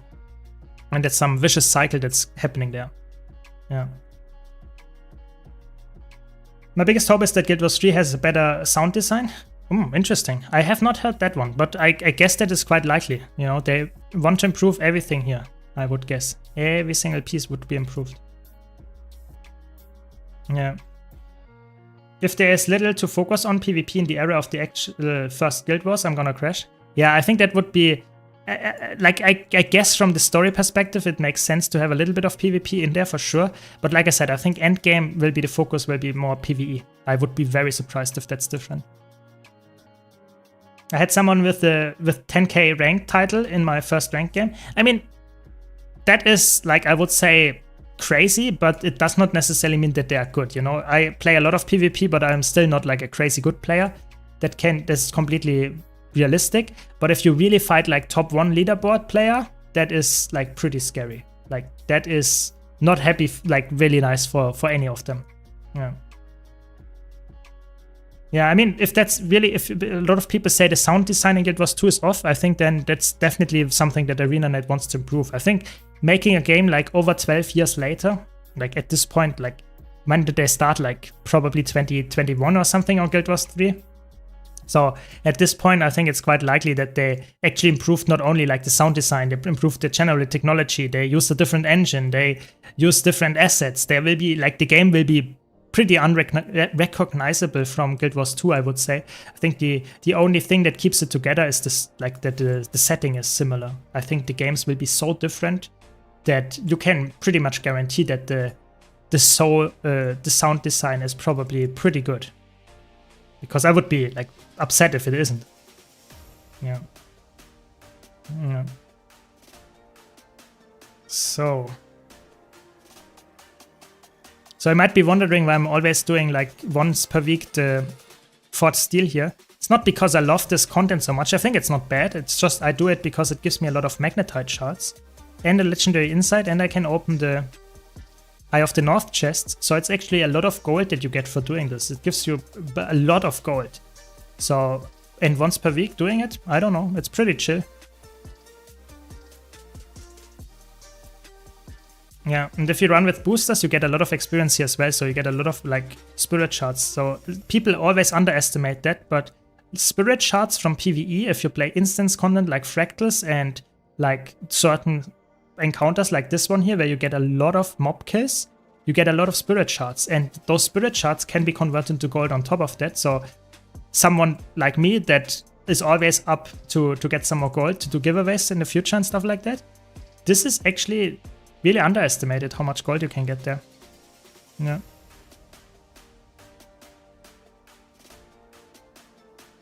Yeah. But yeah, if you have any other questions, any comments about Guild Wars 2 or Guild Wars 3, I'm always happy to answer or to talk about it. Let's talk about a topic that came up earlier today, I think, on like Guild in Guild Wars terms of service. You know, Snowdrop is back, so we can finally talk about it. I wanted to bring that up because people that are new to the game might not know what is actually okay. So I'm using here Arc DPS, which is a legal third-party add-on. It is the only add-on. I'm stressing this here again. It's the only add-on in Guild Wars 2 that is reading the memory of the game. So no other add-on is legal that reads the memory of the game. So really, if you want to have your arc DPS and see the DPS numbers, you can use it. It's completely fine, the normal features. I can tell you that because I'm a ArenaNet partner and I did not get unpartnered or banned or anything, even for showing that on stream, on YouTube videos and all that stuff. So you can use it completely safely. But keep in mind, there are other things that in the game can get you banned very fast. And that's one of the most common things. There are two things that are very common. One of the most common ones is being toxic. I mean, not necessarily being like mean to anybody, but being like kicking people for their DPS because you used arc DPS, or more importantly, writing gamer words. This is what you should not do. This will get you banned very, very fast because they have access to the chat logs and stuff like that. So this will definitely be a big, big no-no, okay? Keep that in mind. That's the first part. And the second part that is even more important, in my opinion, to mention, because that's for new players something that they might not understand, is that account sharing. So making it so that you have a certain player play on your account from a different location and they do certain like events for you that you don't know the mechanics or whatever. Is it bugged or no? Oh, there's another one. Okay. Then this is completely illegal as well. So if you do account sharing and they get you, you will get banned instantly. Yeah. So keep that in mind. This is really, really important to understand that those things are like not necessarily frowned upon or something. They will get you banned without a warning. So really important to note here. Yeah. Keep that in mind. Finally, really topic, no more Guild Wars 3. Yeah, exactly. And this is something that ArenaNet is like, they are not very openly communicating with stuff like that in terms of like why you got banned. So if you just randomly see like some kind of like you got like your account got suspended for the next 2 weeks, that is not really necessarily clear why that happened. So just don't do what I said, you know, don't do the things that I said you should not do. This is really important to understand. Like using arc DPS, using like add-ons like Blizzard and stuff, completely fine if you use the normal functions. But if you are toxic, if you are using like someone else to unlock some achievements or something on your account, that is instantly a bannable offense. The same goes for macros. If you use any macros and they get you for it, like even multi-clickers are actually nowadays considered a bannable offense. They will ban you. I'm obviously not completely sure how rigorously they actually follow those rules because I did not get banned and I hope I will not get banned in the future for doing anything like that. But don't do it. You know, that's the important part. Really, really important. Yeah. The thing that annoys me about arc DPS is that it bricks on every game update. Yeah, that is definitely an annoying aspect. That's why you can have, for example, Nexus installed, which makes it easier for you to actually keep it updated and somewhat safe. But yeah, arc DPS is definitely a bit annoying. But if you know that there will be a big game update, you can just uninstall or like put it out of the Guild Wars 2 folder and wait until someone announces in the arc DPS Discord that it's safe to use or which version is safe to use. But yeah, I definitely get that issue. Yeah. I tried downloading arc DPS through Guild Wars 2 add-on metaverse, but got an error message in game, so I had to uninstall the add-on. Yeah, like I said, you can always use like !arc in the Twitch chat and you will get a nice like guide how to set it up thanks to Patricia. But you can also watch, of course, my YouTube guide where I go like over 30 minutes in detail how to set everything up to make it look nice and whatever, yeah, and whatnot. So you can definitely, yeah, there are a lot of options to solve it. Arc DPS is very commonly used, so it's not right. You can see it's currently running for me, so it's definitely not a general issue that it's not working. But the add-on manager, I think, is also a bit outdated. I'm pretty sure. I think it's not the most up-to-date software because most people now use Nexus, which is just straight up better. Yeah. Autoclick for opening stuff in inventory is allowed though, as a dodge jump macro and playing music instrument with macro. So you have to be really careful there with rocks. I think that you autoclicking for opening stuff in the inventory, I'm pretty sure is not allowed anymore. That is like, there was a time where it was allowed, but nowadays I think it's not allowed anymore because they changed the gobblers, you know, the wizard's gobbler. I cannot use it while I'm the tank, but they changed the gobbler. And before that, you could use, for example, to auto-click the Canicon Gobbler. And since they changed that, they specifically mentioned that auto-clicking is illegal. So if you have any auto-clickers going on, that is, I'm not sure if they ban you for it, but technically that's against their terms of service, and they never said it's okay to use them after that. They said it before, yes, but after this change, they said, and I know people that got banned for it, so I would be careful. I would not say that. I think dodge jumping is pretty like safe, that's okay, but that's pretty much like together with the instrument macros, that's pretty much the only things that are allowed. Everything else, like even if you just say I'm like, I have a disability, I cannot press like my, I don't know, 0 button key and I always press it with my 2 key at the same time, that's already a macro and I think they could ban you for that. So be really careful, really, really careful. Would not recommend to do any of that stuff. Yeah. Currently working on flipping Bliss add-on. Copy to clipboard is allowed, right? But then moving the mouse and clicking in-game is not correct. Yes. If you copy to clipboard, that's completely fine. But if you then at the same time move it to a certain location, the mouse, and then paste it there, that's illegal. So one, if you have a macro, so to say, that does like copy and paste, with one button and with the second button it moves the mouse, that is fine because it's only, so to say, one action. But as soon as you have multiple action with one macro, that's illegal. And that's why auto-clicker is illegal technically as well. Yep. Yeah. Yeah, and I definitely get the point that there is always some changes, and if you make a video, then you either have to take it down when there are changes to it, or you will be held accountable for if like certain people use something, think it's legal because of your video, and then they say, yeah, you said in the video it's legal and now I'm banned. I don't want to get into this position. So it's a really, really, really good advice there, and I will definitely like be careful with this. But I think it's important to make a statement, and people don't know about it because some people always advertise like services in like Discord channels. It's not legal to have someone else log into your account and do some things for you. Because in other MMOs, sometimes that's okay. But in Guild Wars 2, as soon as you have account sharing going on, you will get banned. And I think they are really rich, like really, really like they do that fast. So yeah, be very careful there. And I think don't risk anything like that. I would not do it. I never did it. And yeah, just play it yourself, or maybe, you know, like raid selling and stuff is another topic. Yeah, some people don't like it at all, but that's technically legal. You can raid sell and just have a party carry you through the raid and stuff like that. If you need achievements, you can do it like that if you really want to do it. But someone else logging on your account and playing the stuff for you, that is illegal. So yeah, that's just how it goes. Yeah. Hopefully that helps. Yeah. Yeah.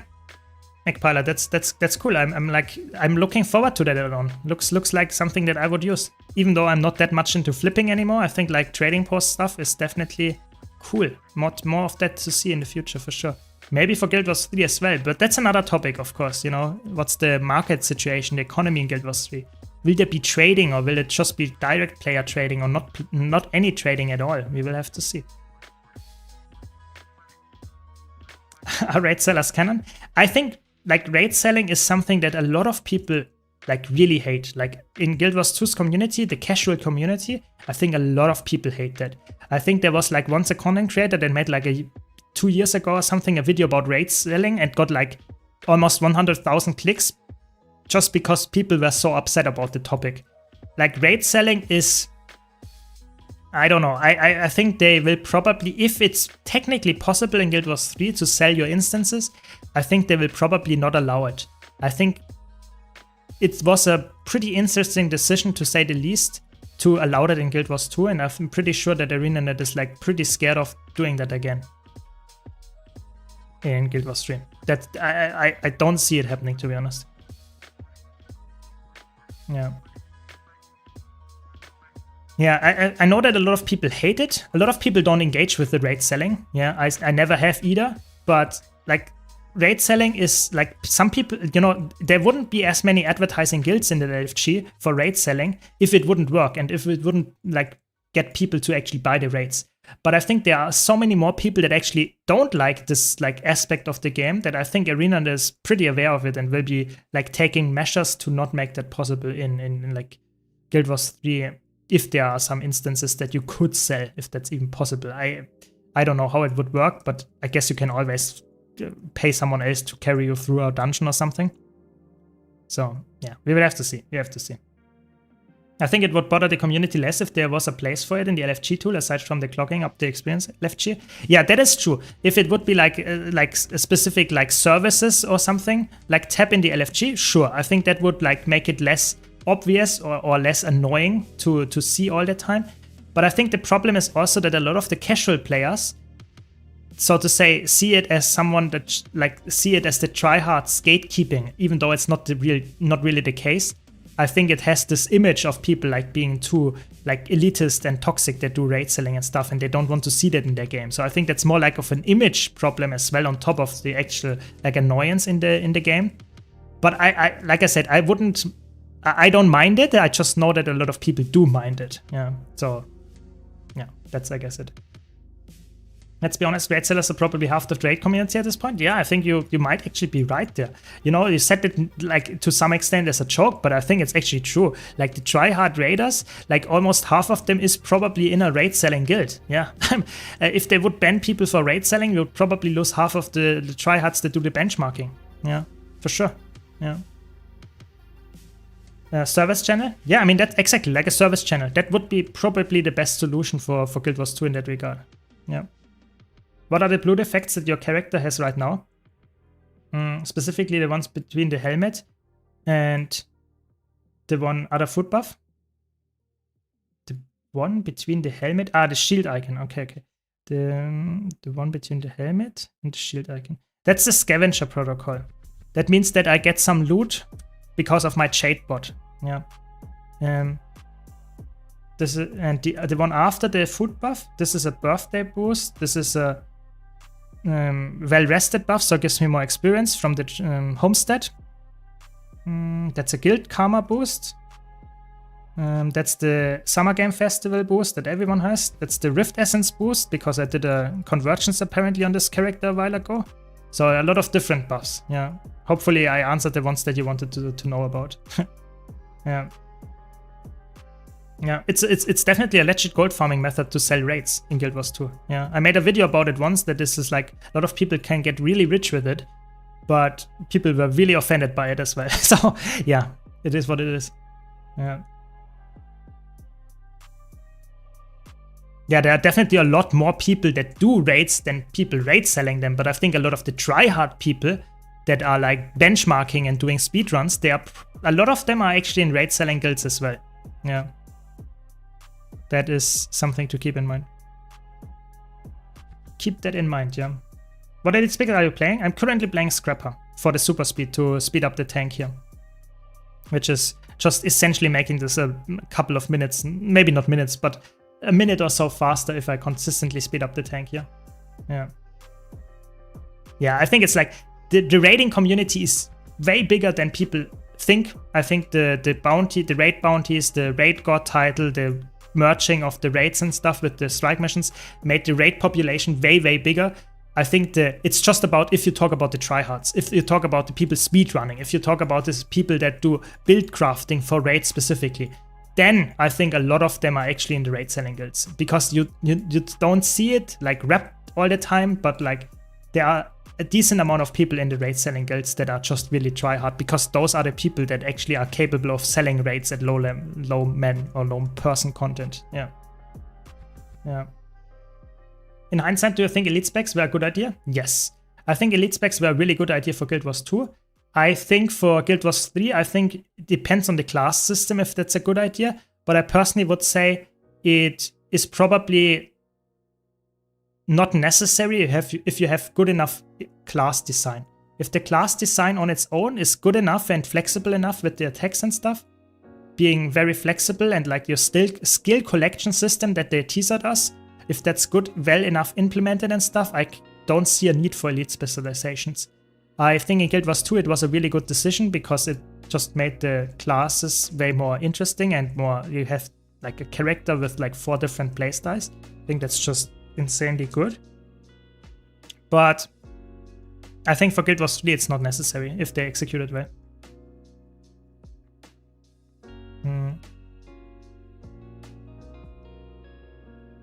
What do you even get from buying raids if you get a few gold paving? It's about the titles. People buy the titles, people buy the legendary insights and stuff. Yeah. That's pretty much it.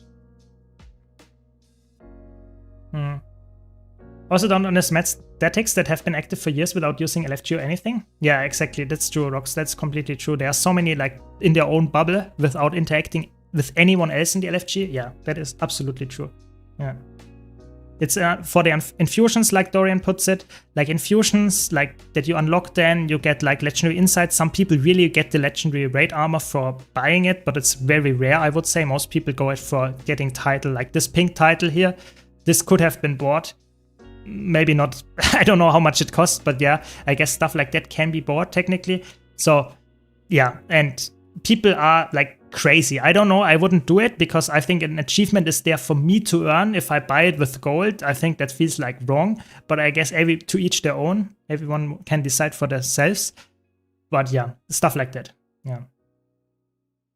But I would say for the most part, I don't know. I would like say if you are not able to get a certain amount of crazy tryhard content unlocked, then I think it's okay. You know, the game is so huge. There are so many different things you can do. I think it's not like an issue to not have every single title in the game. But I guess some people want that, and that's okay as well. Yeah, just people ask here. That's why we answered. Yeah, not saying I don't want to like say you should do that or you shouldn't do it. I'm just saying it exists, and those are the reasons why it exists. Yeah. I think most cells I do nowadays are Everbloom unlocks with strike CMs, and that's like number one thing people want. Yeah, I guess that makes sense. People are after all in there for the fashion wars. I guess that makes sense. Yeah, thanks for sharing the inside experience. Like that is always appreciated here. Having like insiders talking about the information here, always good. Thanks for sharing. Exactly, Kek W, exactly. If it can be bought, it's worth it anyway. It depends why you are doing it, you know, like some people are completionists, some people want to like have certain like unlocks because they like the fashion. I think it's like everyone can decide what they want, but I get where you're coming from, and I would also say that like the prestigiousness of a certain title, if it can be bought, goes down like quite drastically, and you could even argue that there is no prestige anymore because you just like, if you can buy prestige, it's like, is it even prestigious to begin with? I don't know. I think that is definitely a fair argument there. Yeah.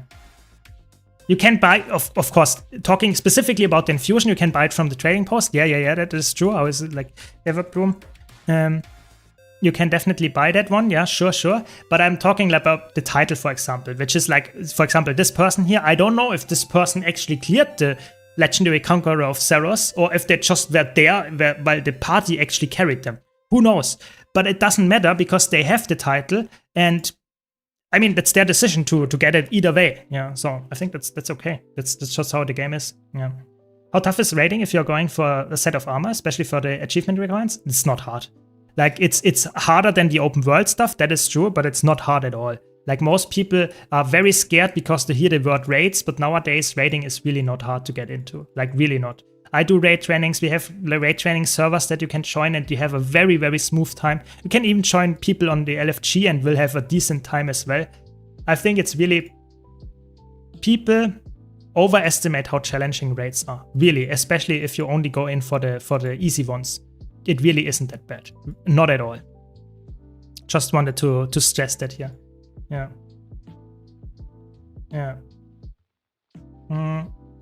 Wing 4 to 4 are free with current classes and power creep, even after the last patch. Yeah, I think it's like, you can, like, there was like another content creator that did like 10 low intensity builds clearing raid bosses, and that shows how easy it is. You can like play builds that are just like pressing one button, or even in green gear, like people did that before. It's like, it does not really matter. You just need like a little bit of commitment. It's not the actual challenge that you have there, it's more the commitment that you just get into it, the actual raid encounter, and just try to actually get some stuff, like be somewhat like looking at the screen, avoiding some attacks that are happening, and not just like go open world mode and like just write more in chat than you're actually playing the game. Yeah. Yeah, exactly. Like I think that's pretty much hits the nail on the head. Like by Dorian there, Guild Wars 2 is just the wrong game if you're looking for prestige. Like it's just not the game for it. The game is designed as a casual game with some hard content in there, but the hard content is not meant to be there as prestige, but it's more as something that you can do if you want to have some kind of crazy challenge that you can tackle if you really want to go for it. But it's not something that you can like boast with. Like it's not World of Warcraft being world's first for a certain raid boss or something. That's just not how it is.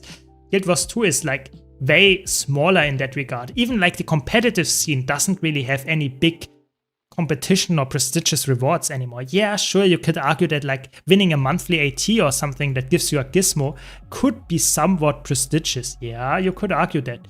But at the same time, there are people that bought it with real money. You know, that is a fact. So I don't know.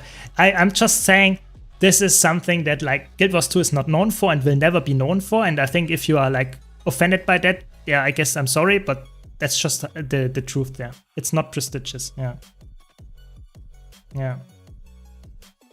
Yeah, I think like I think the problem is that a lot of new people hear the words raids, hear some kind of elitist like mentality. People always say, oh, you need kill proof, you need like 100 kills of Veil Guardian to actually be good at the game. It's just all not true. And I think if you increase the quick play, like Dorian puts it, I think that's actually would help a lot, because then you would actually ease the pain or the difficulty of people to get into raids by quite a lot. I think the current quick play system is not only very hidden, because you have to go to raids and then go to training and then you find this small button here. I think that's a bit like not that good.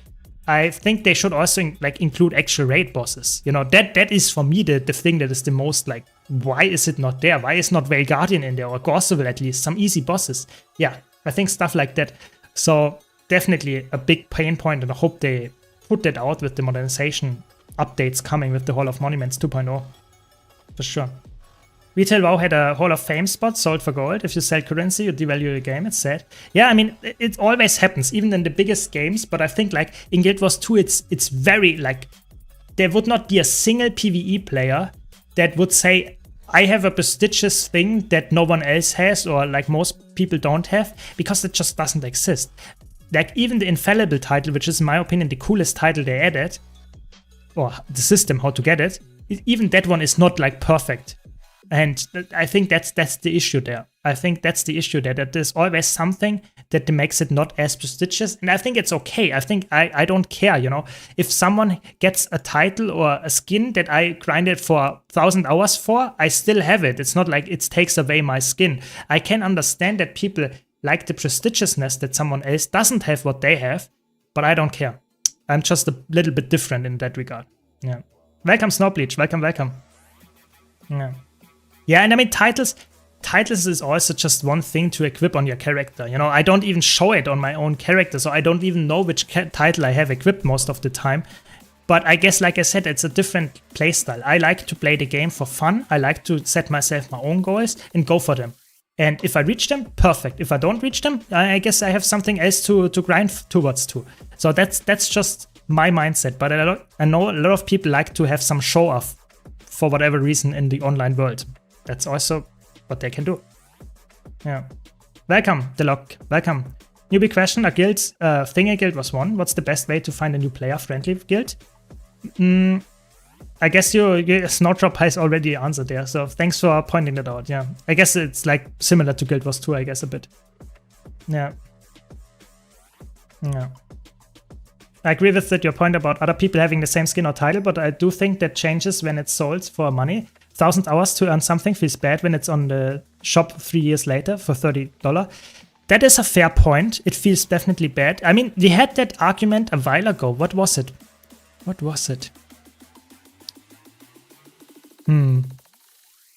It was something that like people that I got like for essentially free. I think it was the legendary relic. That I got for free because I played a while back, and now it's very expensive. It's a different thing, but people are like getting very, very fast. And now I know it. It was the Omni Potion. We got the Infinite Mist Omni Potion. This one we got the Ascended version for farming a lot of fractals, like over the course of years. And then the exotic version got introduced as a during the Fractal Quick Play event. It got introduced as you could get it from the Wizard's Vault. And a lot of people got upset that this now exists, and people, so to say, devalued their farming time. And I definitely understand their arguments, even though I'm not with them, I can understand their arguments. But I think you have to be really careful. I think you don't want to devalue items from veterans, like the Omni Potion or legendaries, but at the same time, and that's the important part that a lot of veterans forget, at the same time, you don't want to make it so that the new players that join the game will never reach certain items because they are so much time into the game already until you get them that they just will not get there. You know, imagine starting a game that is 10 years old, and to get a certain reward, you have to play 5 years straight. That's just demotivating and people might quit. So you have to find a balance as a developer to make rewards somewhat like stay rewarding for veterans to have, but at the same time make it easier for new players over the course of time to get them, because otherwise new players are disincentivized to continuously play a game that is old. That's really important, and I think you should definitely have an open-minded perspective there from either side, otherwise you don't see the full picture. Yeah. Hope that makes sense. Yeah. Exactly, like the catch-up mechanics, that's the word, exactly. But I think the Omni Potion was definitely like, I would say definitely debatable if they implemented it well. But yeah, just saying those are the examples that I bring up, yeah. I think onboarding new players is one of the Guild Wars 2's biggest flaws, actually. I'm not sure if it's like different in other games. I have not played enough of bigger, like long-term standing MMOs, for example, if they have better onboarding experience where you can jump into the end game content and grinding the, like, so to say, crazy items that you want to get or unlocks faster, if that's like different in other games. But I know that Guild Wars 2 has this issue, and I can imagine other games have the similar issues, because after all, they are like long-term online games that continuously get updates. I don't know. It's hard. It's pretty hard. Yeah. New to the channel and been listening. I quit Warcraft 2 months ago. For me, there's 3 major things in the game that made me want to play Guild Wars 2. First, the toxicity was so bad that doing content was not fun anymore. Second, it's a seasonal game. The gear you grind for months will be bad the next season. So what you worked for so long is just trash. Third is if you don't play throughout the week, you won't get any gear. It's more of chores to play the game. I mean, definitely understand your opinion there, Danish Cookies. That's one of the reasons why I'm a bit frightened to try new games like World of Warcraft, because I might like them, and then I have this, so to say, like FOMO, where I really want to continuously play, otherwise I get left behind. And that's the beauty of Guild Wars 2, which is at the same time is also the curse of Guild Wars 2, because it does make it so that people quit the game easier, because you have no, like, so to say, longevity that keeps you hooked. Because in Guild Wars 2, if you get a skin, you can just instantly quit. There's nothing that keeps you from, like, doing so. In World of Warcraft, the limit to quitting is way higher, which is a good and a bad thing. But I definitely see your point there, Danish. I think that's really well put. I think those 3 points are, like, I have not played the game for long, but I can definitely see your point why this could be the case. Yeah. It's like WoW with their mounts, putting up an ultra rare TCG or AV mount in the store. Yeah, that's true. That's true. I guess, like, I don't know enough about how the mount systems work there, but I think, like, putting something on the store that you normally would get from other sources is just not good. And I hope that Guild Wars 2 and Arena that never does that. Like the sky scale that you get from Doom should stay the Doom skin. It should not stay like there for 3 years, and then you put it in a gem store. I think that would be horrible. That would be one of the worst decisions they can make. Yeah, for sure. Yeah. Yeah. When I started, I quit and I came back. Then I loved it after some perseverance. Yeah, I think that's like my experience as well. Like, I did not enjoy Guild Wars 2 when I first started it, but after a while and coming back multiple times, I finally made it click. That's okay. You know, don't have to always, like, stick around for the first time. At least in my opinion. I think that's also the good part about Guild Wars 2 compared to other MMOs, is that even if you played it for a couple of years, you can, like, go and leave for a couple of months, even years, and come back, and you will not have lost anything. You still have the best gear that you had before. and you can still use it and it's not outdated. I think that's a really good selling point. That makes it so that we have currently the big spike of players happening, which is great. Not for me only as a content creator, but also for the game, for the health of the game. Yeah. I guess you can always buy the Doom CM. Yeah, I mean, Dorian is promoting here. Yeah, but it's true. It's true. I mean, you can always buy the Doom CM, but I guess how many times do you have to buy it to get it reliably? Like probably like 100 times with the current drop rates that you get it guaranteed. I think that's too much for most people, I guess. But still, yeah, I get your point. Yeah. I've been playing MMOs for 20 plus years, and yeah, the onboarding it was too stretched, especially since you get barely any direction regarding your build. Just enough rope to hang yourself with, and a proper build opens up the rest of the game. Yeah, that is somewhat true. I hope that my content actually makes it better for new players to onboard, but I think that should be more in-game as well. I think that's one of the biggest flaws, and I hope Guild Wars 3 does it better, and I hope Guild Wars 2 gets improvements that help new players onboard more. Yeah. Yeah. They put a really old trading card game exclusive mount, which is worth like 1 to 2k IRL in the free battle pass system in WoW. Oh my god, yeah, I can imagine how people are upset about that. Yeah, yeah. It was also FOMO. There was 1 week I was busy IRL, and people get toxic if you don't play the game to gain better gear. And mind you, it's adult people behaving so bad. I had to report like 50-year-old. I asked myself, do I wanna pay 12.99 euro to play a game that isn't fun anymore? Yeah, I definitely get that. I get that for sure. That's why I like Guild Wars 2, and that's why I make so much content about it, so that more people play it as well, for sure. I don't know about the mastery points, Leon. Sorry, I just think you should probably do the story to get mastery points, and other than that, I don't know what is the best for. I don't even have any Icebrood Saga mastery points left, so I guess some collections give some as well. I'm not sure. Yeah, sorry. I'm leveling my Artificer with Guild Wars 2 crafts. I'm on 400 to 500. Should I research, sell, or salvage? I would say the most gold you get for selling stuff, but I would personally say, from experience, you don't sell that much. So I would say just salvage it or research it, because like it will stay on the trading post for months. It's just like no one buys the stuff that everyone else is also crafting to level. So I would say it's just salvage or salvage or research. Even though it's a bit of a gold loss, at least you get some value. The other thing, you don't get any value because you don't sell it. Yeah. I think the new player onboarding isn't bad, both in and out of the game. Around 100% is bad both in and out of the game. Around $100 of expansions is too much to ask of a new player for a 15-year-old game. Plus, once they start playing, they are quickly overwhelmed. Yeah, I think that is a fair point.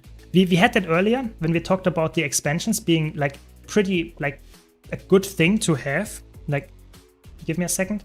So we talked about the expansions here, and I thought that like this package here with the 50 euro is insanely valuable.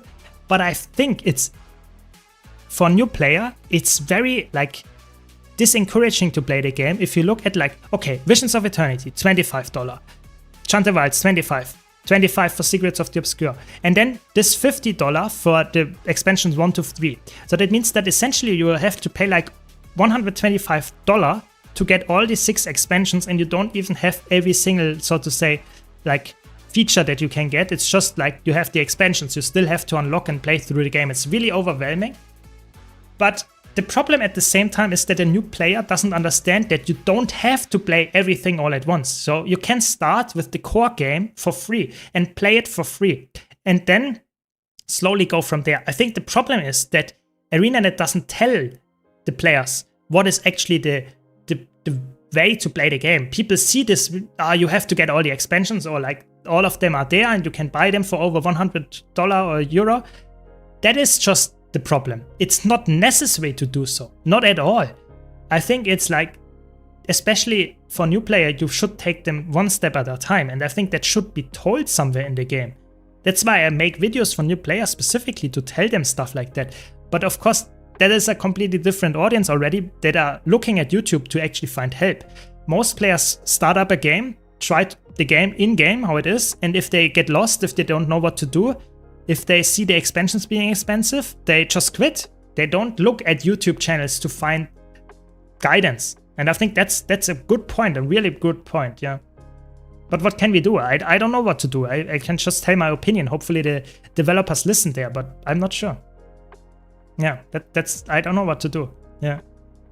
Yeah, and I mean, it's a good point here by Dorian again is that like the core game itself is free to play, but it's also the worst part of the game. Yeah. So if you look at the core game, the best part of the core game is when it ends. Not necessarily because, that's not true, but like the core game itself is not bad. But if you get to Heart of Thorns, then when the real game starts. Heart of Thorns is so good. And if you compare that to the core game story, it's not like the core game story is like completely like bad and you should not experience it at all. But if you compare that to the other ones that come after that, it's just a lot of people get never to see the good parts because they only start with the core game. So I don't know how to solve it, and that's why I hope this like core game update that they're doing with like the next few patches is actually like really helping there, like a lot. Yeah, that's why that's why they are revamping it to keep more new players engaging with the game because they see it's somewhat outdated. Yeah, exactly. But if you consider all the content you get for all the expansions, like Snowbleach puts it, it's actually insanely good.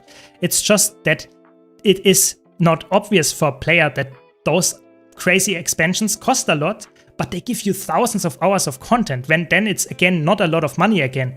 But for a new player, that's not obvious. And that's the issue there. And I think I don't know how to solve that without having any developers or in-game features that tell you that. Yeah.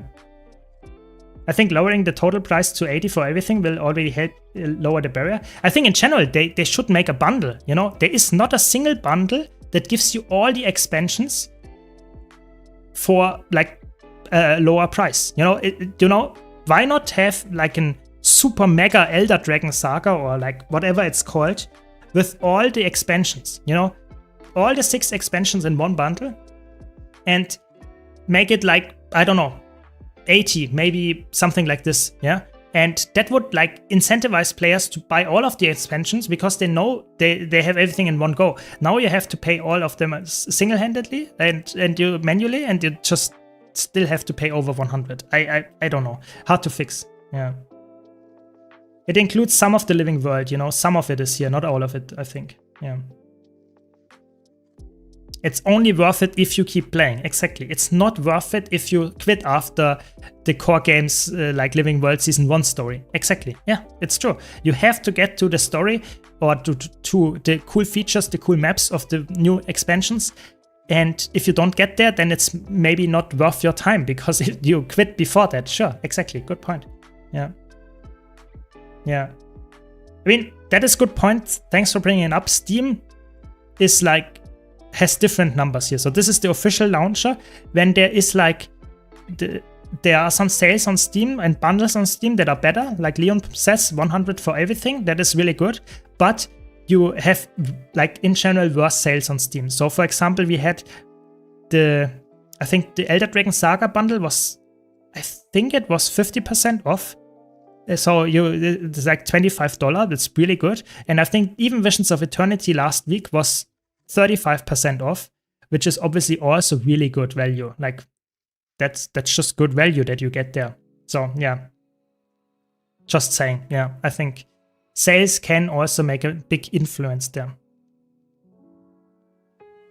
Maybe after Guild Wars 3 launches, they bundle Season 2 plus Heart of Thorns into the free experience. They could, yeah, they could. Like I said, I think it's always sad to see an expansion that is as like impactful going free to play, but I think they should at some point do it because that will actually give new players the experience that how good Guild Wars 2 can be if you actually go to the like expansions. Because right now it feels like you quit or you have to pay shortly before it actually gets good.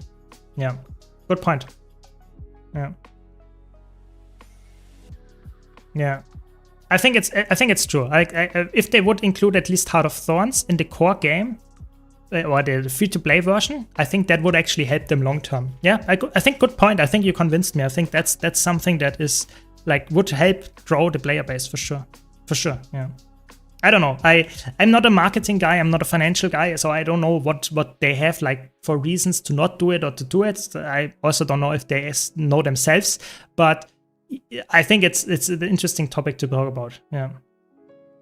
No, I'm definitely. I'm not saying, Hunter, that it's not fair. I think the money there is extremely fair. I think how much they charge us for the expansion is incredibly fair. The problem is more like that new players don't know that it is fair and that they might not reach this point to actually see that as well. That's the problem. So I think that you have to like communicate more with new players or bring that more across to how to do it. I'm not sure. Not sure how they can fix that. Yeah. Yeah. Yeah, glad you found my website and my content there even, so really appreciate it. Hope you're enjoying it. Yeah. So painful that a lot of players quit before even get to Heart of Thorns, so they don't get to experience the good stuff. Yeah, I think like I don't want to know the numbers, or maybe I do, but I really think that like a huge chunk of new players start the game, launch into the game, create their first character, and play for a bit, think it's fun, maybe get to even level 80 in the free-to-play version, and don't know what to do after, or don't enjoy what they see at level 80 because there is nothing really happening in the core game at level 80. Cannot do much in level 80s, like there is not much to do without any expansion. And then they see like $50 for this expansion pack and the game is not really that fun and they quit. That is just sad. I think there is a huge chunk of players just leaving the game before the actual endgame starts, before the Heart of Thorns, the really good expansions keep going. Because if they would get to see Verdant Brink, like Auric Basin and how fun it is there, and maybe even the story there, maybe even the raids, people would get like very excited and hooked very fast, in my opinion. It's just they don't get there.